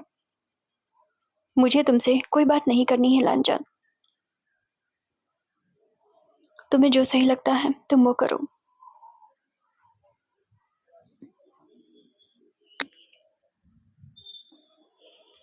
तुम इतना चोर नजरों से मुझे क्यों देख रहे हो, जैसे कि मैंने बहुत बड़ी गलती कर दी? लांजान ने खाना आगे बढ़ाते हुए कहा। मुझे भूख नहीं है, मैं कितनी बार बोलूं। जानकारी के लिए तुम्हें बता दूं कि कल लीजा ने मुझसे क्या कहा था। उसने मुझसे कहा कि मुझे मारना चाहती है क्योंकि मेरे हाथों से उसकी बहन की मौत हो गई थी। इसके बाद भी तुम उससे शादी करना चाहते हो? हाँ। तो इसका मतलब तुम्हें लीजा के बारे में सब पता है कि वो मेरे लिए हेट वाली फीलिंग्स रखती है, फिर भी तुम मुझसे शादी कर रहे हो? हाँ।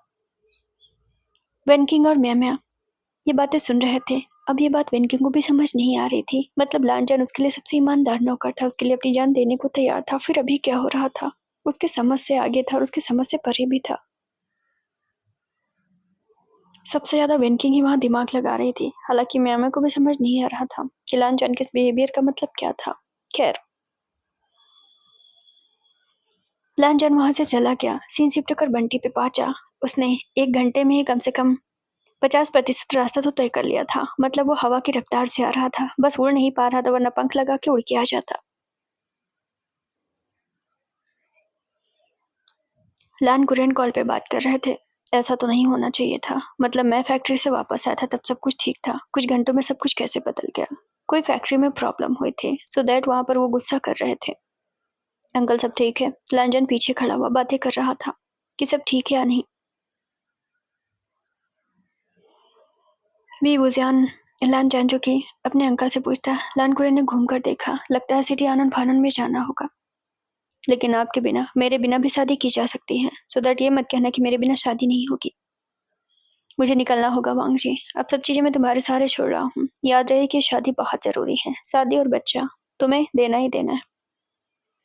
ये बोलकर वहां से निकल लिए। कार में बैठते ही वो आगे की तरफ जाते हैं। जैसे ही पीबूजान को ये पता चला कि लान कुरेन सिटी की तरफ जा रहे हैं, तुरंत बंटी को कॉल पहुंचा कि वो रास्ते में मिल सकते हैं, क्योंकि एक ही रास्ता, ऑफकोर्स सिटी से गांव जाने का बस एक ही रास्ता है। तो बंटी का काम आसान होने वाला है। तो वी वूजान, मुझे आगे क्या करना है? बस लान कुरेन को किडनैप कर लो। किडनैप करके बस उन्हें ये ना पता चलने देना कि तुम लोग मेरी जान पहचान के हो। अपना चेहरा उनके सामने ना आने देना। मतलब तुम समझ तो रहे हो कि मैं क्या बोल रहा हूँ। और फिर किडनैप करके क्या करना है? किडनैप करके उन्हें ये जताना है कि तुमने लानजान को भी किडनैप कर लिया। खैर वो छोड़ो, पहले उन्हें किडनैप करो, बाकी की बातें मैं बाद में बताता हूँ। मालकिन, वो जो बुद्धिस्ट थे ना, उनकी तबीयत बहुत खराब है। क्या? वो तो ठीक थे। मतलब हमने 1 घंटे पहले जब उन्हें इन्फॉर्म किया था तब पता चला था ठीक है। अभी क्या हो गया? असल में मैमा नाटक करते हुए वहां पहुंची थी, बताते हुए कि बुद्धिस्ट की तबीयत खराब है, क्योंकि मैमा के परिवार से ही बुद्धिस्ट थे। एंड दूसरी तरफ नी ने बुद्धिस्ट का काम तमाम कर दिया था। मतलब ठीक है, जुलाब वाली गोली खिलाकर उन्हें और ज्यादा तबीयत खराब कर दी थी ताकि वो यहाँ पर आ ना पाए। अब ये क्या बकवास हो रहा है? मैडम यू ने गुस्से में मेड और नौकर की तरफ देखते हुए कहा। अपने मैनेजर को घूरा कि तुम खड़े खड़े मेरा मुंह क्या देख रहे हो? जाकर देखो कि बुद्धिस्ट कहाँ पर रह गए। उनकी शादी 10 बजे से पहले होनी चाहिए। लीजा वहां पर खड़ी थी, सारे मामले को समझ रही थी। धीरे धीरे मन में सोच रही थी कि वी वूजान हर संभव कोशिश कर रहे इस शादी को रोकने के लिए। तुम लोगों ने इस तरह रास्ता क्यों रोक रखा है? लान कुरेन अपने मैनेजर के साथ में थे। बंटी ने मुंह पर बांधा हुआ था, बिल्कुल सलमान खान का डबल उसने रोल कर रखा था। तो तुम ही हो लान कुरेन? बोल तो ऐसे रहा था जैसे लान कुरेन को पहली बार देख रहा हो। आए दिन तो मीडिया में आते हैं, कौन नहीं पहचानता। तुम बदतमीज हो कौन? लान कुरेन ने देखते हुए कहा। ऑफकोर्स उन्हें बुरा लगा। उनकी पावर इतनी ज्यादा है, कोई भी मिडिल क्लास लड़का या कोई भी उन्हें बीच में ऐसे नहीं रोक सकता। भले ही बंटी अमीर हो, बट उन्हें क्या पता कि वो गुंडागर्दी वाला भगल बना के था। इसका मतलब कि मिडिल क्लास ही हुआ उनके हिसाब से। अभी बताते हैं हम कौन हैं। बंटी ने अपने लड़कों को इशारा किया और एंड देन लान कुरेन को पकड़ लिया, मुंह में रस्सी बांधी और डिग्गी में डाल दिया, और दूसरे मैनेजर को दूसरी करके डिग्गी में डाल दिया। बंटी सिटी की तरफ लौट गया। सीन शिफ्ट कर वहां पहुंचा जिस विला में उसने वीवूजान के लिए पार्टी रखी थी। उसी विला में, वो सिटी से थोड़ा बाहर था, उसी विला में वो लान कुरेन को लेकर गया। आंखों पे पट्टियां बांधी और उस विला के सबसे नीचे तहखाने में ले जाकर उन्हें कुर्सी में बांध दिया और उसके मैनेजर को भी कुर्सी में बांध दिया। आखिर तुम लोगों ने हमें पकड़ा क्यों है और तुम हमसे चाहते क्या हो? इस दौरान बज चुके थे रात के 10 बजे शादी होनी थी, लेकिन यहाँ पर डिले हो गई। रात के 11 बज रहे थे। ग्रैनी बहुत ज्यादा गुस्सा थी। वीवूजान को खाने के लिए मनाने पहुंची थी कि वीवूजान, मेरा बच्चा खाना खा लो। ग्रैनी वीवूजान ने ग्रैनी का हाथ पकड़ लिया। न जाने कि उसे ग्रैनी के लिए प्यार महसूस होता था। हाँ बोलो। मुझे भूख नहीं है। मेरे बच्चे, तुम्हें भूख क्यों नहीं है? तुम क्यों इतना परेशान हो? क्या ये वांग जी के लिए है? मुझे नहीं पता ग्रैनी। जब मैं छोटा था तो मुझे वांग जी के अलावा कुछ नहीं दिया गया, ना कोई खिलौने, ना कोई चीजें। मुझे उसके अलावा कुछ मिला ही नहीं। अब जब मुझे कुछ नहीं मिला सिवाय वांग जी के, तो मैं उसे इतनी आसानी से कैसे छोड़ सकता हूँ? ये शादी तो 2 साल बाद होनी थी। बेबूजियान, तुम्हें एक्सेप्ट करना होगा। 2 साल बाद भी होते तब भी तुम यही महसूस करते। और वैसे भी वांग जी बस तुम्हारा नौकर है। हमने उसे तुम्हारे आसपास इसलिए रखा क्योंकि वो ईमानदार था। तुम्हारी केयर वो सबसे बेहतर करता था। हम किसी पर और भरोसा बिल्कुल भी नहीं कर सकते थे वांग जी। क्यों? क्यों वांग जी के अलावा कोई और नहीं? क्यों वो इतने भरोसे के लायक है? क्यों? वो भी तो मुझे मार सकता है। क्या मैं आपको बताऊं कि वांग जी कभी कभार मुझे घूरता है गुस्से में, कभी कभार कहता है कि मुझसे नफरत करता है। क्यों आप लोग फिर भी क्यों यकीन करते हैं उस पर? आप लोगों को क्यों लगता है कि वो मुझे मारेगा नहीं? क्योंकि ग्रैनी कुछ बोलते बोलते रुकी।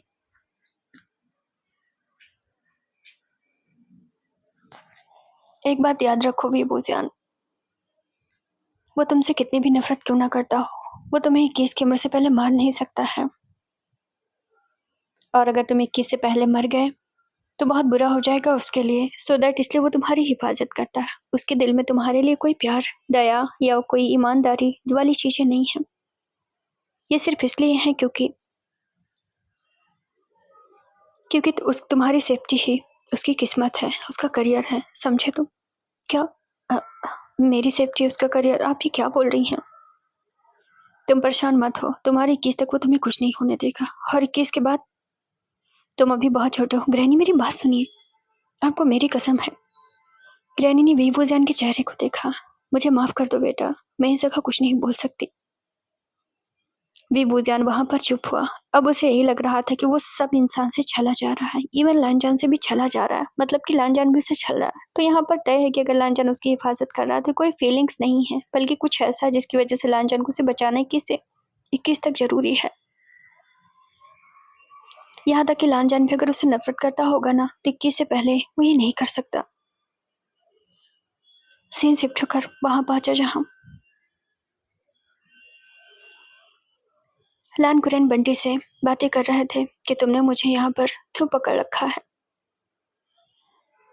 विभूजान ने, मतलब कि बंटी ने, जैसा कि विभूजान ने सिखाया था कि उन्हें उससे क्या कहना है, तो बंटी ने सवाल किया कि लगता है तुम्हें लानजान की जिंदगी प्यारी नहीं है। तुमने मेरे बेटे के साथ क्या किया? एकदम से उनका चेहरा बदल गया। क्या तुम हमें नहीं जानते? हम इंटरनेशनल माफियाओं की जड़ें हैं। ये इंटरनेशनल माफिया द्वारा कराया जा रहा है। बंटी ने राग अलापा इंटरनेशनल माफिया का नाम लिया। इससे पहले भी लान कुरैन के ऊपर कुछ हमले हुए थे तो न्यूज में आया था कि इंटरनेशनल माफिया इन सब के पीछे है। तो यहाँ पर उन्हें डराना आसान था। ऑलरेडी हमने वांग जी को किडनैप कर लिया है, और अगर आपने सच नहीं बताया तो तुम्हें तो हम कुछ नहीं करेंगे, उसके टुकड़े टुकड़े तुम्हारे हाथ में थमाएंगे। मैनेजर की सिट्टी पिट्टी गुम थी। क्या? वो एकदम से डरे जब वांग जी की सेफ्टी की बात आई। और ये मत समझना कि आप गायब हो गए हो तो किसी को पता चल जाएगा या पुलिस वाले यहाँ पर आएंगे। ऑफ कोर्स पूरी दुनिया इस वक्त जानती है कि आप गांव में हैं, तो आप गायब हुए इस बात की खबर कौन ही देगा? गांव वालों को ये पता है कि आप सिटी पहुंचे हुए हैं, और सिटी में वैसे भी कोई नहीं, मतलब आपके परिवार के लोगों में तो किसे ही पता चलेगा कि आप बीच से गायब हो चुके। या फिर आपका बेटा यानी कि लानजान हांग वांगजुन, उसके टुकड़े टुकड़े हो चुके हैं और किसे ही परवाह है उसके टुकड़े टुकड़े होने की। तुम मुझसे क्या चाहते हो? कितना पैसा चाहते हो? मैं पूरी दौलत तुम्हारे नाम लिख दूंगा। मैं तुम्हें देने के लिए तैयार हूँ। बस बस वांग जी को कुछ मत करना। हम उसे क्यों करेंगे? और हमें कोई दौलत नहीं चाहिए। तो फिर तुम्हें क्या चाहिए? तुमने हमें क्यों किडनैप किया हुआ है? और क्या सच में वांग जी तुम्हारे कब्जे में? यकीन नहीं आता तो उसकी एक उंगली काट कर तुम्हें लाकर दिखाऊं? जब मैं तुम्हें किडनैप कर सकता हूँ तो वांग जी को क्यों नहीं? हमारे लिए वैसे भी बाएं हाथ का खेल है। बस बस हमें ये बता दो। हमें बस एक ही चीज जाननी है, वो ये जाननी है कि लानजान की असली पहचान क्या है और उसका विभूजान से क्या रिश्ता है। लान कुरैन के चेहरे का रंग उड़ गया। इतना तो वो तब भी नहीं डरे थे जब उनकी मौत सामने खड़ी थी। उसके डराने पर लान कुरैन को इतना तो समझ में आया कि कोई तो है, ये सच में माफियाओं का काम है। क्योंकि ऑफ कोर्स कोई तो इन सब के पीछे है जो ये सब करा रहा है, वरना ये चीजें दुनिया को भी नहीं पता है कि आखिर उस घर का नौकर लान कुरैन से क्या रिश्ता रखता है। अगर ये बात सामने आ रही है तो कुछ न कुछ चक्कर होगा। लगता है तुम ऐसा नहीं मानोगे, हमारे पास उतना वक्त नहीं है। उसने कॉल करके प्रिटेंड करने की कोशिश की, लान कुरैन को डराने की कोशिश की कि वांग जी सच में उनके कब्जे में है। वैसे तो लान कुरैन जब निकले थे तब वांग जी उस घर में था, लेकिन इंटरनेशनल माफियाओं की जड़ें बहुत आगे तक हैं। वो इतना तो समझ सकते हैं कि वो ये भी काम कर सकते हैं। एक काम करो, 10 मिनट के अंदर अगर मैंने कुछ नहीं कहा तो उस लड़के को मार देना। नहीं, रुक जाओ। तभी लान कुरैन बीच में बोले, रुक जाओ, मैं तुम्हें बताता हूँ। उसके चेहरे पर स्माइल आई। तुमने ये सब क्यों किया है? सीन शिफ्ट होकर गांव में पहुंचता है। नी की ग्रैंडमा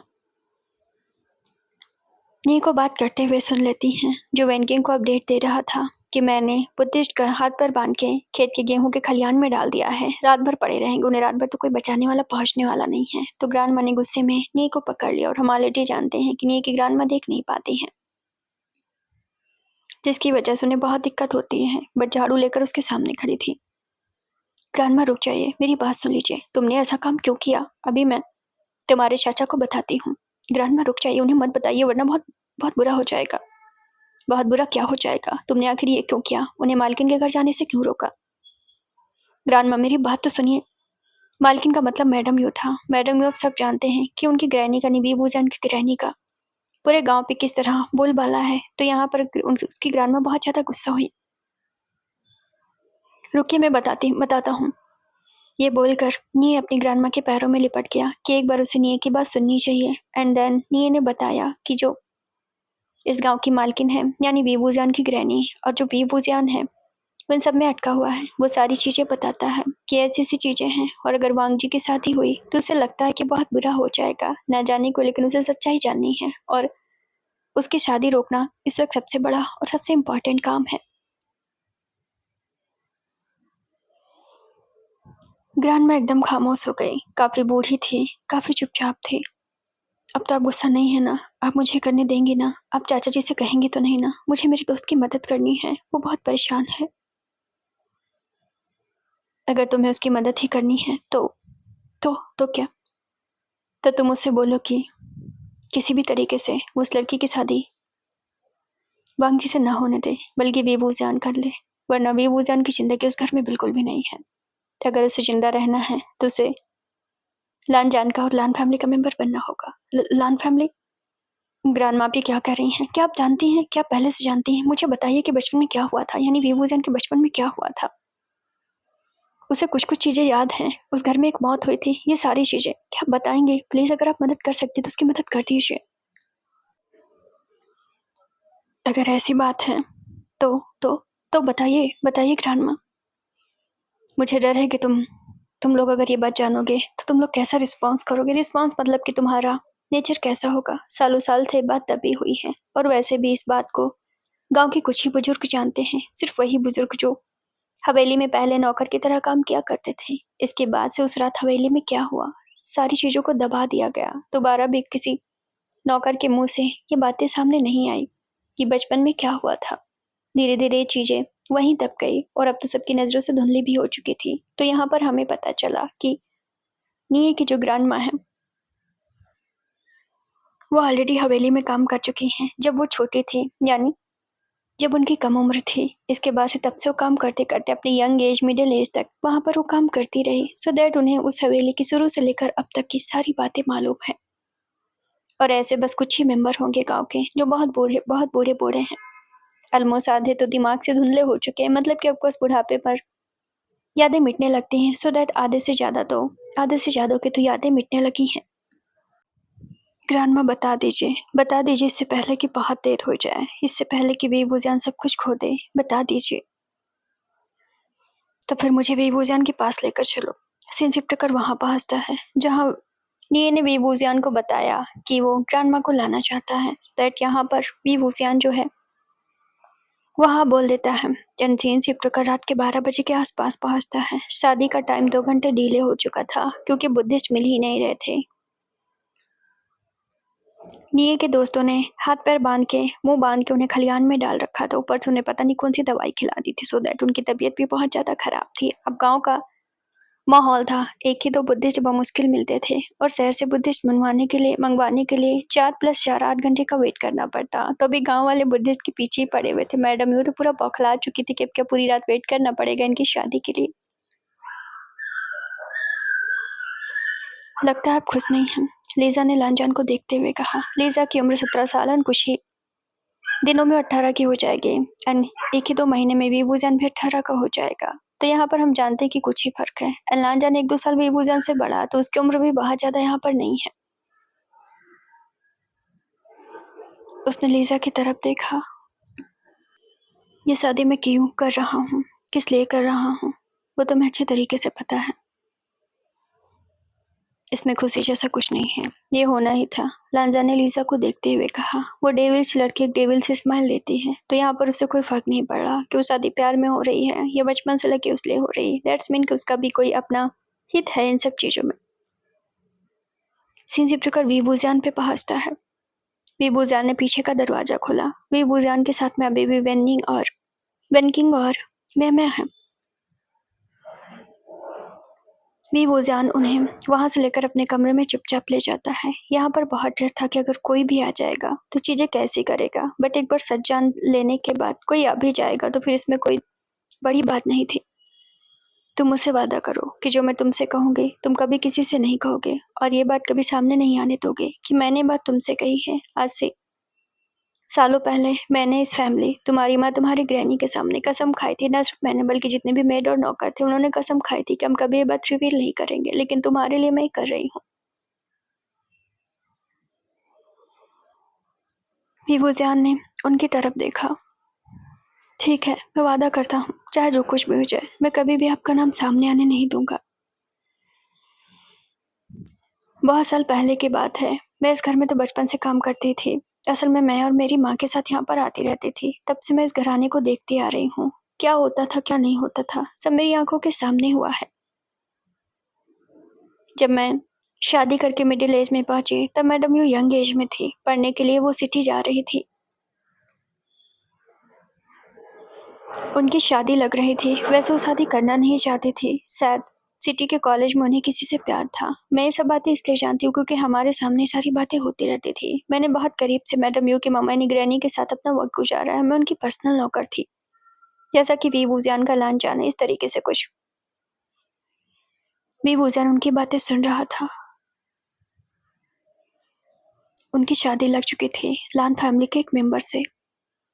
लान फैमिली? वी बूजियान ने सवाल किया। लान फैमिली के बारे में तो उसने सुन रखा है। चाइना में अगर जियांग फैमिली के टक्कर में कोई आता है तो वो लान फैमिली के मेंबर आते हैं। हाँ, लान फैमिली। तुमने उनके बारे में सुन रखा है? हाँ, मैंने उनके बारे में सुन रखा है। सुना है बहुत अमीर लोग हैं। मैं तो पर्सनली बहुत ज़्यादा नहीं जानती, लेकिन मैडम यू की शादी उस परिवार की एक लड़की से लग रही थी, शायद सबसे छोटे बेटे से, जो शायद लान कुरेन से तीसरे नंबर पे थे। लान कुरेन? हाँ, लगा ना झटका। लान कुरेन इस फैमिली के नहीं हैं। उनका जियांग फैमिली से कोई लेना देना है, कोई संबंध नहीं है। वो लान फैमिली के मेंबर हैं। असल में लान कुरेन शुरू से अपने घर से बाहर रहे थे, जिसकी वजह से लान फैमिली फेमस तो थी, लेकिन लान कुरेन उस फैमिली में इतने फेमस मेंबर नहीं थे क्योंकि उन्होंने अपनी भागीदारी फैमिली बिजनेस में कभी नहीं दिखाई थी। वो तो वक्त और हालात ने सब कुछ बदल दिया। तो लान कुरेन को इसलिए कोई इतनी आसानी से नहीं जानता। जो उनके बहुत करीबी हैं उन्हें ही पता है कि वो लान फैमिली के मेंबर हैं। मैडम यू की शादी उस घराने से लग रही थी, यानी लान कुरेन के तीसरे भाई से लग रही थी। लेकिन उससे पहले मैडम यू जब छुट्टियां यहाँ बिताने आई तो उनकी तबीयत खराब हुई और फिर पता चला कि शादी से पहले वो प्रेग्नेंट हो चुकी हैं। विंग ने अपनी मुठ्ठियां भींच ली। हाँ, वो शादी से पहले प्रेग्नेंट हो चुकी थी, तो इसका साफ साफ मतलब था कि उनको किसी से प्यार था, यानी कॉलेज के जमाने से किसी से प्यार था। और जब ये बात उनके घर वालों को पता चली तो उन्होंने मैडम यू को बहुत मारा पीटा और उनकी पढ़ाई को पूरी तरीके से बंद कर दिया। अब जब ये सारी चीजें हुई तो मैडम यू की मम्मा ने ये चाहा कि जल्द से जल्द मैडम यू की शादी लान फैमिली में करा दी जाए, क्योंकि इस बच्चे को अवॉइड नहीं कराया जा सकता था। डॉक्टर ने बताया था कि अगर बच्चे को अवॉइड कराया जाएगा तो मैडम यू कभी मां नहीं बन पाएंगे, तो इस चक्कर से उस बच्चे को पालना पूरी तरीके से अनिवार्य हो गया था। ये बच्चा कोई और नहीं बल्कि मैडम यू की सबसे बड़ी औलाद यानली है, जो अभी यहाँ पर नहीं है। वो उनकी सगी और पहली औलाद थी, जो फॉरेन कंट्री में शुरू से पढ़ाई कर रही हैं। पैदा होते ही मैडम यू ने भेज दिया था। तो क्या मामा की शादी जबरदस्ती उस फैमिली से कराई गई? फैमिली वालों ने उस घर में शादी लगा दी थी और फिर उस बच्चे को भी लान फैमिली पे मरना चाहा था, लेकिन इत्तेफाक से लान फैमिली के छोटे मेंबर की भी एक गर्लफ्रेंड थी और वो मैडम यू से शादी नहीं करना चाहती थी। ये बात तो बड़े एल्डर्स को पता ही नहीं चली कि कब मैडम यू ने और लान कुरेन के सबसे छोटे भाई ने आपस में कंप्रोमाइज कर लिया, ये सोचकर कि दुनिया को दिखाने के लिए और घर वालों को दिखाने के लिए वो लोग शादी कर लेंगे, यानी एक फेक शादी। लेकिन असल में वो दोनों अपनी अपनी जिंदगी को अपने हिसाब से गुजारेंगे। और लान फैमिली में कुछ ऐसा सीन था कि लान कुरेन ने शादी नहीं की थी। बचपन से उन्होंने अपने आप को घर से अलग कर लिया था। और जो लान कुरेन का दूसरा भाई था, यानी मिडिल वाला, जो कि उस फैमिली के सेकंड मेंबर थे। उन्होंने लव मैरिज की थी जो कि लान फैमिली के खिलाफ था, तो उस घर के मेंबर यानी एल्डर्स मेंबर उस लव मैरिज को सपोर्ट नहीं करते थे, तो अपने मिडिल वाले बच्चों से हमेशा गुस्सा रहते थे। तो उनकी पूरी आस अपने छोटे बेटे पर थी, लेकिन उन्हें नहीं पता था कि छोटे बेटे की भी एक गर्लफ्रेंड है और वो शादी बस फेक कर रहा है। वी वूजान जो कि एकदम पूरी तरीके से फ्रीज होकर ये सारी बातें सुन रहा था। और फिर मैडम यू और लान फैमिली के छोटे मेंबर ने यानी कि छोटे बेटे ने एक फेक शादी कर ली और दोनों परिवार को धोखा दे दिया। शादी के बाद मैडम यू की विदाई सिटी कर दी गई क्योंकि लान फैमिली वाले सारे सिटी में रहते हैं। कानो कान खबर नहीं हुई कि शादी के बाद भी मैडम यू वही सब करती रही, यानी कि अपने लवर से मिलती रही। और उनका छोटा बेटा यानी लान फैमिली का छोटा बेटा भी अपनी गर्लफ्रेंड से मिलता रहा। चीजें ऐसी होती गई और फिर मैडम यू दोबारा प्रेग्नेंट हुई। इस बार भी वो अपने बॉयफ्रेंड से प्रेग्नेंट हुई थी, ना कि अपने हस्बैंड से। मतलब उनका बड़ा बच्चा यानी कि यानली 2-3 साल की हो चुकी थी उस वक्त। लेकिन फिर ऐसी बातें छिपाए नहीं छिपती हैं। उस घर के मिडिल लड़का मतलब कि अब मैं तुम्हें बता दूं कि लानजान उस फैमिली का मेंबर है। उस फैमिली का मतलब कि वो लान कुरैन के मिडिल वाले भाई का बेटा है, दूसरा बेटा। तो लानजान के फादर को ये बात पता चल गई और उन्होंने ये बातें अपने पेरेंट्स के सामने रिवील कर दी, यानी कि लानजान के ग्रैंडपा और ग्रैंडमा के सामने रिवील कर दी।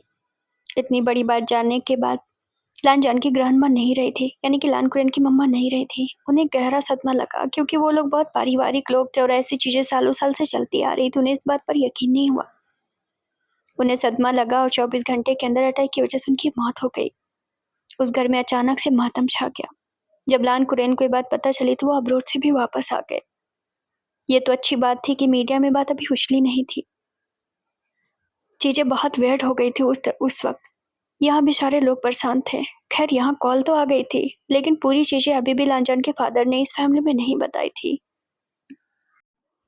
और जब लान डॉक्टर ने बताया कि लान कुरैन की मम्मा की मौत अटैक की वजह से हुई है, तो उनके फादर इस बात पे बहुत दुखी हुए। बड़ा बेटा तो शादी करने के लिए तैयार नहीं था। छोटा बेटा जिसने शादी के नाम पर बस उनके साथ मजाक किया था, मिडिल बेटे ने शादी की थी। वो भी शादी उनकी मर्जी के बिना हुई थी। मतलब उन्होंने भी लव मैरिज ही की थी। इस वजह से वो उस बेटे पर भी अपना ध्यान नहीं देते थे। उन्हें उम्मीद थी कि छोटा बेटा अरेंज मैरिज कर रहा है। बट इतनी सारी चीजें होने के बाद उन्हें मिडिल बेटे पर ही यकीन रहा, यानी कि लानजान के फादर पर ही यकीन रहा। और फिर उसके बाद उन्होंने पूरी वसीयत बदल दी। पहले उन्होंने वसीयत में अपने मिडिल बेटे को नहीं रखा, लेकिन ये सब हो जाने के बाद जब उन्हें इस बात का एहसास हुआ कि उनकी जिंदगी बहुत ज्यादा दिन की नहीं है, तो उन्होंने वसीयत बदल दी। और वसीयत कुछ ऐसी बदली कि सब कुछ बदल गया।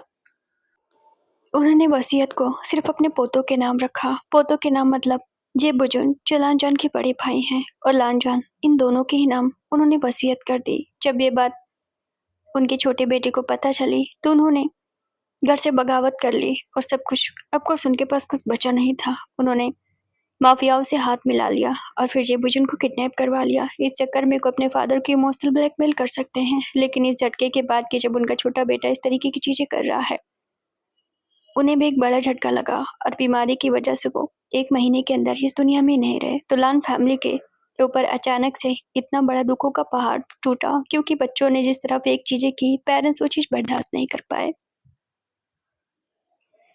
अब ऐसे में लान कुरैन ने अपने छोटे भाई से बहुत समझौता करने की कोशिश की, लेकिन छोटे भाई के सिर पे ऑलरेडी खून सवार था। ऑलरेडी इतनी सारी चीजें हो गई थी और वैसे भी उन्हें परिवार से उतना लगाव नहीं था, इसलिए उन्होंने शायद शादी के नाम पर भी धोखा ही दिया था। लेकिन जब इतनी सारी चीजें हो गई तो टारगेट आ गया वांग जी, यानी कि वांग जी उनका टारगेट हो गया। अब ऑलरेडी जेबुजुन उनके पास था। लान कुरैन ने बहुत कोशिश की, क्योंकि वो जेबुजुन को अब्रोड ले गए थे या किडनैप करवा के वहां ले गए थे, तो पुलिस वाले भी इसमें कुछ नहीं कर पाए। इतनी पावर और इतनी चीजें करने के बावजूद भी जेबुजुन वापस नहीं ला पाए। मतलब वो लोग जेबुजुन को वापस नहीं ला पाए, हालांकि जेबुजुन उस वक्त टीनेजर एज में थे। फिर क्या हुआ, वांग जी उस वक्त बहुत छोटा था। कहने को कहा जा सकता था कि वांग जी बस 3 साल का रहा होगा। हाँ, इतना रहा होगा, या 2 साल का। उसकी उम्र यानली से थोड़ी ही कम है, तो बहुत ज़्यादा छोटा था। लान परिवार में अगर कोई एक चिराग बचा था तो लान कुरैन के बाद अब वांग जी, चूँकि लान परिवार में सारी दौलत अब वांग जी के नाम पर बची थी, क्योंकि जेबुजुन को उसने जिंदा भी छोड़ा था या नहीं, लान कुरैन को उस वक्त ये बात पता नहीं थी। अब ऐसे में लान जान को बचाना उनके लिए बस एक ही मकसद बन गया था। लान कुरैन जब तक अपने परिवार से दूर थे, इतना कुछ हो जाने के बाद आखिरकार लान जान को सेव करने के लिए वो सब कुछ कर गुजरने को तैयार थे। और उनका सबसे बड़ा मोहरा मैडम यू थी, क्योंकि मैडम यू के घर पे अभी उन्होंने ये सारी बातें नहीं बताई थी। और अगर जियांग फैमिली में ऐसी बदनामी हो गई कि जियांग फैमिली की इकलौती बेटी जिसके नाम पर सब कुछ है, यानी कि मैडम यू ने शादी के नाम पर इस तरीके की चीजें कि एक नाजायज बच्चा दूसरी बार भी प्रेग्नेंट है, ये सारी चीजें उन्हें किस तरह, वो कितनी बदनाम हो जाएंगी या उनकी फैमिली पूरी तरीके से चूर चूर हो जाएगी। तो लान कुरैन ने इस चीज का फायदा उठाया। अब वो अपने बच्चे को हिडन करना चाहते थे, यानी कि लान जान को हिडन करना चाहते थे। सो मैडम यू को उन्होंने बहुत अच्छे से ब्लैकमेल किया कि अगर वो उनकी मदद नहीं करेंगे तो उनकी जितनी भी चीजें हैं वो पूरी दुनिया के सामने आ जाएंगी। ऐसे में मैडम यू इस बात को मान गई। अब लान जान को सेव करना था तो उनके पास बस एक ही ऑप्शन बचा था। तो फिर क्या था, अब लान जान की जान को बचाना था, लान जान की जान को अगर सेव करना था। और वैसे भी लान जान जब तक 22-23 का नहीं हो जाएगा, वसीयत भी उसके नाम नहीं जाएगी। तो ऐसे में डबल जिम्मेदारी लान कुरैन की उन पे आ गई थी। अब मैडम यू उस घर की महिला थी, हालांकि दुनिया उन्हें ऐसे ही जानती थी। तो मैडम यू डर गई, क्योंकि अगर उनकी बदनामी हो गई तो फैमिली वाले इन सब चीज़ों को लेकर क्या करेंगे। लान कुरैन ने उनसे कहा कि वो मदद करेंगे इस फेक शादी से उन्हें निकलने में, क्योंकि ऑफकोर्स जिससे उनकी शादी हुई थी अब तो क्रिमिनल हो चुके थे पूरी तरीके से। और उनकी दूसरी फैमिली कहाँ थी, मतलब कि मैडम यू के जो फेक हस्बैंड थे उनकी फैमिली कहाँ थी, इस बारे में किसी को कुछ पता नहीं था। तो मैडम यू के पास एक ही ऑप्शन था, वो भी उनकी बात से एग्री करने का, लान जान को पूरी तरीके से सेव करने का। ऐसे में उन्होंने लान जान को सेव करने के लिए वो लान जान को, जो कि 2-3 साल का था, विलेज लेकर आ गई। जब वो विलेज लेकर आई तो उनकी फैमिली वालों ने इन सब की वजह जाननी चाहिए कि आखिर वो एक बच्चे को लेकर क्यों आई हैं, क्योंकि ऑफकोर्स ये बात बाहरी दुनिया को ना पता चले कि लान फैमिली का एक बच्चा है जो भी जिंदा और वो वहाँ पर है। खासकर लान कुरैन ने अपने भाई के लिए किया था, जब माफियाओं से मिल चुके थे। उन्हें डर था कि इन देन वो लान जान से नफरत निकालेंगे, क्योंकि ऑफकोर्स वसीयत फादर ने बदल दी थी। ऑलरेडी उन्होंने लान कुरैन को किडनैप करवा लिया था, ये सारी चीजें हो गई। तो फिर लान जान की असली पहचान को वहां पर छुपाना था। उस घर में ये तय किया गया कि लान जान जब तक 23 साल का नहीं होगा, ये रिवील नहीं किया जाएगा कि लान फैमिली का वो मेंबर है जो कि अभी इकलौता सिराग उस घर का बचा हुआ है। तो फिर लान जान इसी तरह रहने लगा। लेकिन फिर मैडम यू के बच्चों के ऊपर हमले हुए, खासकर यानली के ऊपर, जिसे उन्होंने अब्रोड में भेज दिया था पढ़ने के लिए। अब वो यहाँ पर बहुत ज़्यादा डर गई थी, तो अपने दूसरे बच्चे को भी, यानी जियान चिंग को भी हिडन करना चाहते थे। जिस तरीके से लान जान हुआ, अंटिल की लान जान की रियल पहचान सामने नहीं आएगी तब तक उनके बच्चे भी खतरे में रहेंगे, क्योंकि उन्हें डर था ये सारी चीज़ें करने वाला कोई और नहीं बल्कि उनका फेक हस्बैंड यानी लान फैमिली का छोटा मेंबर था। तो ऐसे में उन्होंने एक प्लान बनाया। ऑफकोर्स उस घर में धीरे धीरे उन्होंने यानली को तो खुद से दूर भेज दिया था। मीडिया की नज़रों में यानली तो वैसे भी नहीं थे, जियान चिंग भी बहुत छोटा था। और फिर उन्होंने एक बच्चे को गोद लिया। वो बच्चा कोई और नहीं बल्कि वी बुजियान था। एक दिन मीडिया के सामने अपने बच्चे को लेकर गई, क्योंकि कभी वो अपने बच्चे को लेकर नहीं गई थी, तो मीडिया वालों को तो अभी पता ही नहीं था। उन्होंने उस दिन अपने बच्चे का चेहरा रिवील कर दिया। पूरी दुनिया में सिर्फ वी बुजियान का चेहरा आया। दूसरा बच्चा जियान चिंग, जो उस घर का कजिन बच्चा माना गया, यानी कि वी बुजियान का कजिन ब्रदर माना गया, ब्लड का नहीं माना गया। ये सारी चीजें मैडम यू ने बहुत सोच समझ कर की। तो दुनिया की नजरों में अगर किसी पर खतरा बना रहेगा तो वी बुजियान पर बना रहेगा। लेकिन मैडम यू ने एक समझदारी और कर दी। वी बुजियान को प्रोटेक्ट करने के लिए उन्होंने लान जान को रख दिया। इसलिए ऑफकोर्स अब वैसे भी खतरा आएगा तो वी बुजियान के ऊपर आएगा, कि अगर कोई मैडम यू की बेटी को, खासकर अगर उनके फेक हस्बैंड ने मैडम यू के बच्चे को नुकसान पहुंचाना चाहा, तो सबसे पहले वो वी बुजियान को चूज करेगा, क्योंकि उसे यही मालूम होगा कि वी बुजियान ही उनका बच्चा है। और उधर लान जान को तो हिडन कर ही दिया गया था। तब यहाँ पर दोनों बच्चे सेफ थे, यानी मैडम यू के बच्चे और लान जान। चीजें इसी तरह चलती गई। जैसे जैसे तुम दोनों बड़े होते गए, लान जान का बिहेवियर तुम्हारे लिए नौकर का और तुम्हारा बिहेवियर लान जान के लिए एक मालिक वाला हो गया। पूरी दुनिया को भी ये पता चलने लगा कि तुम उस घर के ब्लड के बच्चे हो। और धीरे धीरे मैडम यू ने अपना रिश्ता लान फैमिली से पूरी तरीके से काट दिया। दैट्स वाई कि तुम्हें लान फैमिली का नाम भी मैडम यू के नाम से नहीं सुनाई देगा।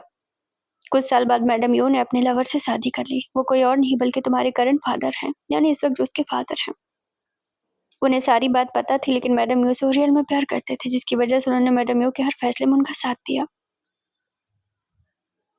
तुम जब थोड़े बड़े हुए, लगभग तुम 5 या 7 साल के रहे होंगे, तब पता चला कि लान फैमिली के छोटे मेंबर जो माफियाओं से मिल चुके थे, उनकी मौत हो चुकी है पुलिस एनकाउंटर में। और फिर कुछ महीने बाद ही जेबुजुन को पुलिस वालों ने तलाश कर लिया और जेबुजुन को वापस ले आया गया। वी वुजियान पूरी तरीके से फ्रीज था। वसीयत में यह था कि वांग जी की शादी 23 से पहले करवानी चाहिए। तो मैडम यू ने यहाँ पर एक और गेम खेला, क्योंकि उनके कजिन बहन की बेटी थी, जिसकी शादी उन्होंने वांग जी से लगा दी, लानकुरैन से मिलके, ये सोच कर कि अगर बेटी आएगी भी तो उसी फैमिली में आएगी। ऑफ कोर्स लान जान लान फैमिली का इकलौता मेंबर है, तो यहाँ पर चीजें रिवर्स हो गई। वी वुजियान जी से ये लगता था कि वो जियांग फैमिली का इकलौता मेंबर है, इवन आगे चल के सारी चीजें उसे ही मिलने वाली हैं। तो वो उस घर का कुछ भी नहीं निकला, बल्कि एक गोद लिया हुआ बच्चा निकला, जो एक बस मोहरा था। वहीं लान जान, जो कि एक नौकर की तरह अब तक जिंदगी जी रहा था, नौकर से भी बदतर कभी कभार उसे ट्रीट किया गया। वो कोई और नहीं बल्कि लान फैमिली का इकलौता मेंबर है। आगे ग्रांड माँ ने ये सवाल का जवाब भी हल कर दिया कि आखिरकार घर वाले लान जॉन को इतनी बुरी तरीके से ट्रीट क्यों करते थे। मैडम यू को लान जॉन पे गुस्सा बहुत आता था, सिर्फ इसलिए क्योंकि लान जॉन की वजह से ही ये सारी चीजें हुई हैं। ना उन्होंने सारी दौलत लान जॉन के नाम करनी थी, और ना उनके फेक हस्बैंड इतना बिगड़ते, और ना वो इस तरीके से होते। तो उन्हें लान जॉन पे सबसे ज्यादा गुस्सा आता था, और लान जॉन के नाम पर ही लान कुरैन ने मैडम यू को इतने साल से ब्लैकमेल कर रखा था। तो शायद इसलिए मैडम यू उससे बहुत ज्यादा नफरत करती थी, और जब लान कुरैन आसपास नहीं होते थे तो मैडम यू उसे उतनी बुरी तरीके से ट्रीट करती थी, लेकिन जब लान कुरैन होते थे तब वो उसे इतनी बुरी तरीके से ट्रीट नहीं करती थी। दूसरा ये भी रीजन था कि लान जान को जानबूझकर भी कभी कभार लान कुरैन बुरी तरीके से ट्रीट करवा देते थे, ताकि बाहरी दुनिया को, खासकर माफियाओं के लोगों को खबर ना हो। उन्हें अभी भी डर था कि हो सकता उनका भाई तो मर गया, लेकिन माफिया के लोग अभी भी इन सब के चक्कर में, जब तक वसीयत की पूरी चीजें सामने नहीं आ जाती हैं, तब तक वांग जी को सामने लाना खतरे से खाली नहीं है। अब वो एक घर का इकलौता ही चिराग है, तो चीजें वैसी करनी है। वैसे भी इतनी मौतें उन्होंने एक साथ देख ली थी। ये सारी चीजें बहुत वियर्ड हुई थी। ऊपर से लान जान की पेरेंट्स भी नहीं रहे थे। इन सब से उन्हें गहरा सदमा लगा था। घर में 4 4 मौतें इतनी आसान नहीं थी। तो लान कुरे ने जो कुछ भी किया सोच समझ कर किया। बीबूजान ने मन में सोचा तो इसलिए था। तब उसने सोचा कि मम्मा ने उसे छोड़कर वो सिटी चली गई थी, जियान चिंग को लेकर और दीदी को लेकर, यानी कि यानली को लेकर। दुनिया की नजरों में बीबूजान उनका बच्चा जरूर था, लेकिन परवरिश के नाम पर उन्होंने बीबूजान को बचपन में ग्रहणी के पास छोड़ दिया। बस एक ही सवाल की गुत्थी उसके सामने नहीं सुलझी थी, वो ये थी कि उसकी और जेबुजुन को लेकर एक बुरी यादें उसके दिमाग में क्यों हैं। उसे डर लग रहा है कि उसे आखिर जेबुजुन को देखकर एक डरावनी और भयानक यादें क्यों आती हैं। बाकी सारी गुत्थी उसे सुलझ चुकी थी कि किस तरह वो सबके बीच यूज किया गया, और मेरे हाथों, तुम्हारे हाथों वो मौत हुई थी, वो बहुत गलती से हुई थी। उस वक्त तुम नन्हे थे, मैं यहाँ पर नौकर ही थी। शायद तुम्हें मेरा चेहरा ना याद हो, वांग जी पर भी यहीं पर था। तुम लोग किताबों के उस कमरे में खेल रहे थे। तुमसे गलती से वो शैल गिर गई थी उस लड़की के ऊपर, यानी लीजा की बहन के ऊपर, जिसकी रियल में शादी लानजान से लगी हुई थी। लेकिन उसकी मौत हो गई, तो फिर ऑफकोर्स अब लीजा ही बची थी। तो मैडम यू ने अभी भी अपने परिवार की लड़की को लानजान से शादी करना चाहा, इसलिए उन्होंने लान कुरैन से ये बात कह दी कि वो लीजा की शादी लानजान से करवा देंगी। तो ऐसे में चीजें इस तरीके से हो गई। लान कुरैन ने मेरा मतलब मैडम यू की बातें क्यों मानी? मानना ही था। आखिर वो नहीं मानते तो कौन मानता? क्योंकि अगर मैडम यू के सारे राज लान कुरैन को पता था, तो लान कुरैन के सारे राज, खासकर वांग जी की असली पहचान वाली राज भी मैडम यू को पता था। उन्हें भी तो मैडम यू से डर था। दुनिया की नजरों के सामने वो मैडम यू के हस्बैंड के बड़े भाई बन गए, तुम्हारे बड़े पापा बन गए। धीरे धीरे उन्होंने खुद की इसी पहचान के साथ सामने किया, लेकिन दोनों ही एक दूसरे से थोड़ा थोड़ा डरते हैं, क्योंकि दोनों के पास एक दूसरे के राज हैं। और मैं, तुम्हारा अस्तित्व कुछ नहीं है। बेइंग ने उनकी तरफ देखा। इतना कुछ सुनने के बाद सारे बच्चे सन्न-मसन्न थे। सबके कान के तोते उड़े हुए थे कि ये क्या हो गया? क्या ये बात लानजान को पता है? पहले बात उसे नहीं पता थी, लेकिन जब वो 12 साल का हुआ तो लानकुरैन ने उसे बता दिया ताकि वो अपनी ज़िंदगी को उसी तरीके से ढाल ले, क्योंकि सवाल तो उसके मन में भी आ रहे थे कि उसकी फैमिली कहाँ है। वो बात अलग है कि वो मैच्योर था, वक़्त के साथ उसने बहुत जल्दी खुद को वैसा ढाल लिया और वो समझ गया। तो उसे मालूम है कि वो लान फैमिली का मेंबर है, इकलौता वारिस है। उसे मालूम था 12 की उम्र से। इसलिए सब होने के बावजूद वो मेरे साथ नौकर की तरह था। हाँ, ये बात सच है। तो फिर वो मुझसे नफ़रत क्यों करता है? वो तुमसे नफ़रत नहीं करता बेबूज़न। उसने अपने मुँह से बहुत बार मुझसे कहा है कि वो मुझसे नफ़रत करता है। मैं उससे नफ़रत करता था क्योंकि मेरे दिल में उसके लिए लगाव था। फिर भी वो मेरी दीदी से शादी कर रहा था, इसलिए मैं उससे नफ़रत करता था। मैं उसे पसंद नहीं करता था, लेकिन फिर उसकी आँखों में मेरे लिए कभी-कभी गुस्सा क्यों नज़र आता है? इतनी नफ़रत क्यों नज़र आती है?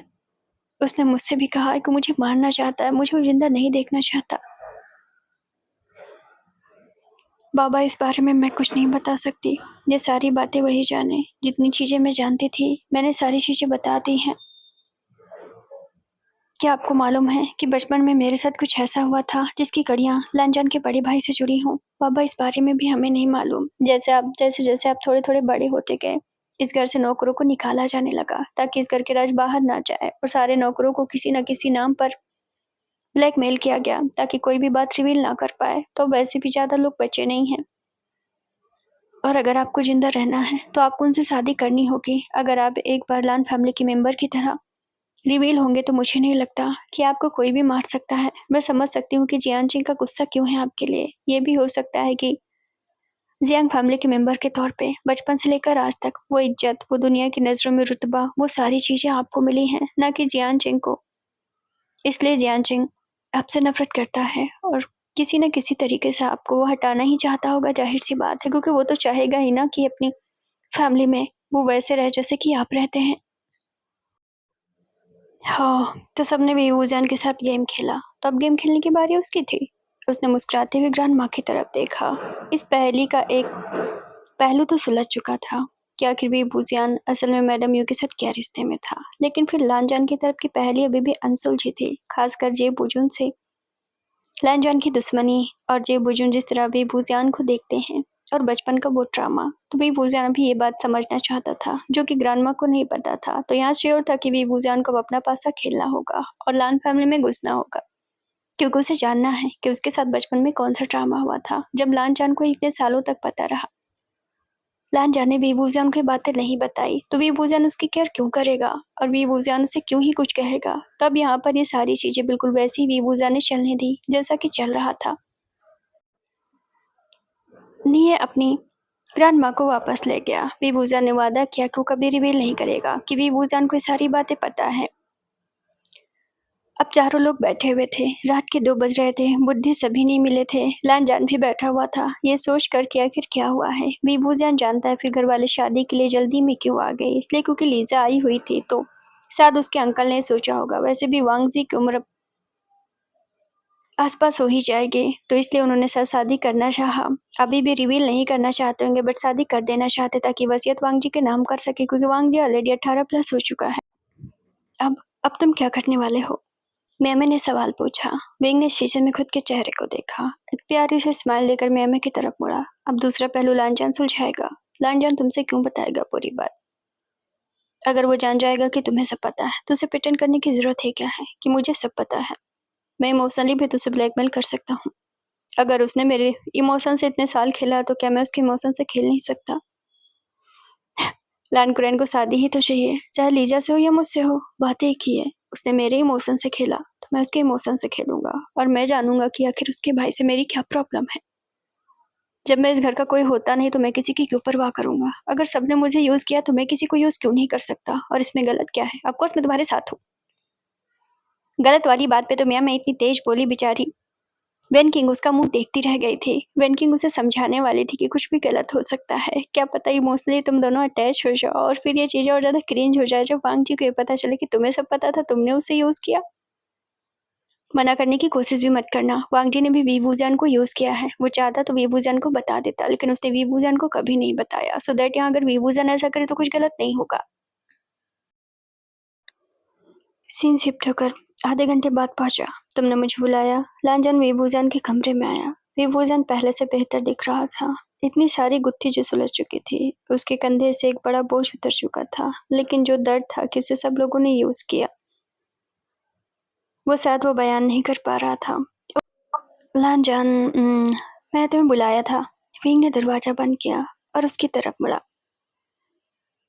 तुम लीजा से शादी नहीं करोगे, ये बोलकर विंग उसके सामने आया।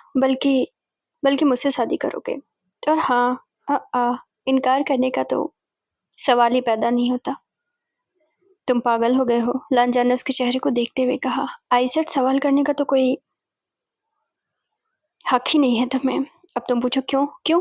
वो उसके चेहरे के करीब आ गया। वांग जी, तुम तो जानते हो ना मेरे बड़े पापा। अब यहाँ वीवूज़ान ने बिल्कुल प्रिटेंड नहीं किया कि यहाँ पर उसे सब मालूम है, इसलिए वो लान कुरैन को अपना बड़े पापा कह रहा था। हाँ, तो तुम तो जानते हो ना कि मेरे बड़े पापा तुमसे कितना प्यार करते हैं और तुम उनसे। यकीनन तुम ये तो नहीं चाहोगे कि बड़े पापा जीते जी मारे जाएं, है ना? अब ये मत कहना कि उनकी जान को खतरा है। बाय द वे, उनकी जान को सच में खतरा है। वो सिटी नहीं पहुंचे हैं लांजान। ये बोलकर बीइंग ने एक टेविल स्माइल दी, क्योंकि ऑलरेडी वो अपने दोस्त से बात कर चुका था जिसने लान कुरैन को किडनैप करके रखा हुआ है। यकीन ना हो तो मेरा फ़ोन ले लो, उनके मैनेजर को कॉल करो। हाँ, उन्हें भी नहीं लगेगा कॉल, क्योंकि वो भी सिटी नहीं पहुंचे अंकल के साथ में। तो उनसे जूनियर मैनेजर को कॉल कर लो और पता करो कि अंकल पहुंचे या नहीं। जवाब में यही मिलेगा कि वो नहीं पहुंचे। अब मेरी सुनो, मेरे पास वक्त नहीं है, तुम्हारे पास बस डिसाइड करने के लिए बस 20 मिनट हैं, वो भी मैंने तुम्हें ज़्यादा दिए हैं। रियली अगर तुम चाहते हो कि वो अच्छे रहें, वो बच जाएं, वो जिंदा रहे, वो सही सलामत सिटी पहुंच जाए, तो मुझसे शादी कर लो। वेइंग ने उसकी तरफ देखते हुए कहा। एनवांग जी पूरी तरीके से फ्रीज। उसे तो पहले यकीन नहीं हुआ कि सडनली हुआ क्या है। दूसरी बात, वी फुजियान के मुंह से ये सब सुनना उसके लिए और ज्यादा चौंकाने वाला था। गाइस, आज के लिए बस इतना ही। एक बात मैं कह दूंगी, सब लोग सुन के जाना। देखिए, मैं अपने बिजनेस की तरफ बढ़ रही हूँ और डे बाय डे मैं उस पर कदम बढ़ा रही हूँ और बहुत ज़्यादा हो गया। इससे ज़्यादा मैं डीले भी नहीं कर सकती। ये ऑब्वियस है कि मैं डेली यहाँ पर नहीं आ पाऊंगी, और जो मैं बहुत पहले से कहती आ रही हूँ कि धीरे धीरे कम कर दूंगी। तो आई थिंक ये वक्त आ चुका है और डिले हो रहा है। मतलब मैं बनी रहूंगी अगर आप लोग मेरे साथ बने रहेंगे, तो इस चीज़ का मैं वादा करती हूँ। लेकिन मैं झूठे वादे इसलिए नहीं कर रही हूँ क्योंकि हो सकता है आज लेकर आ गई, कल किसी बात से नहीं ला पाई, या फिर आधे घंटे का लाई, या फिर 1 घंटे का लाई। लोग फ्रस्ट्रेशन निकालने लगते हैं। मेरी लाइफ में ऑलरेडी बहुत कुछ है। अब मैं थक हार कर यहाँ पर आती हूँ तो मैं देखती हूँ लोग बुरा भला बोल रहे हैं, तो इससे मेरा मोटिवेशन भी बढ़ता है। मतलब मैं डिमोटिवेट हो जाती हूँ। सो दैट बहुत तहे दिल से कहती हूँ, मेरे साथ प्लीज़ बने रहें, ताकि मुझे भी इस बात का एहसास हो कि मेरी एक बाध्यताएँ आपके साथ जुड़ी हुई हैं। ना 1 घंटे का तो आधे घंटे का, ना डेली तो दूसरे दिन पे, बट मैं आपके बीच आती रहूँगी और संडे का वादा मैं पूरा करती रहूँगी। बट रेगुलर वाला ये थोड़ा-सा मुश्किल हो रहा है, बट प्लीज़ बने रहें, मुझे भूलें नहीं। इसका अगला पार्ट मैं ज़रूर कल लाने की कोशिश करूँगी। बता के जाना कि कैसा लगा। अपना ख्याल रखिए। Love you all.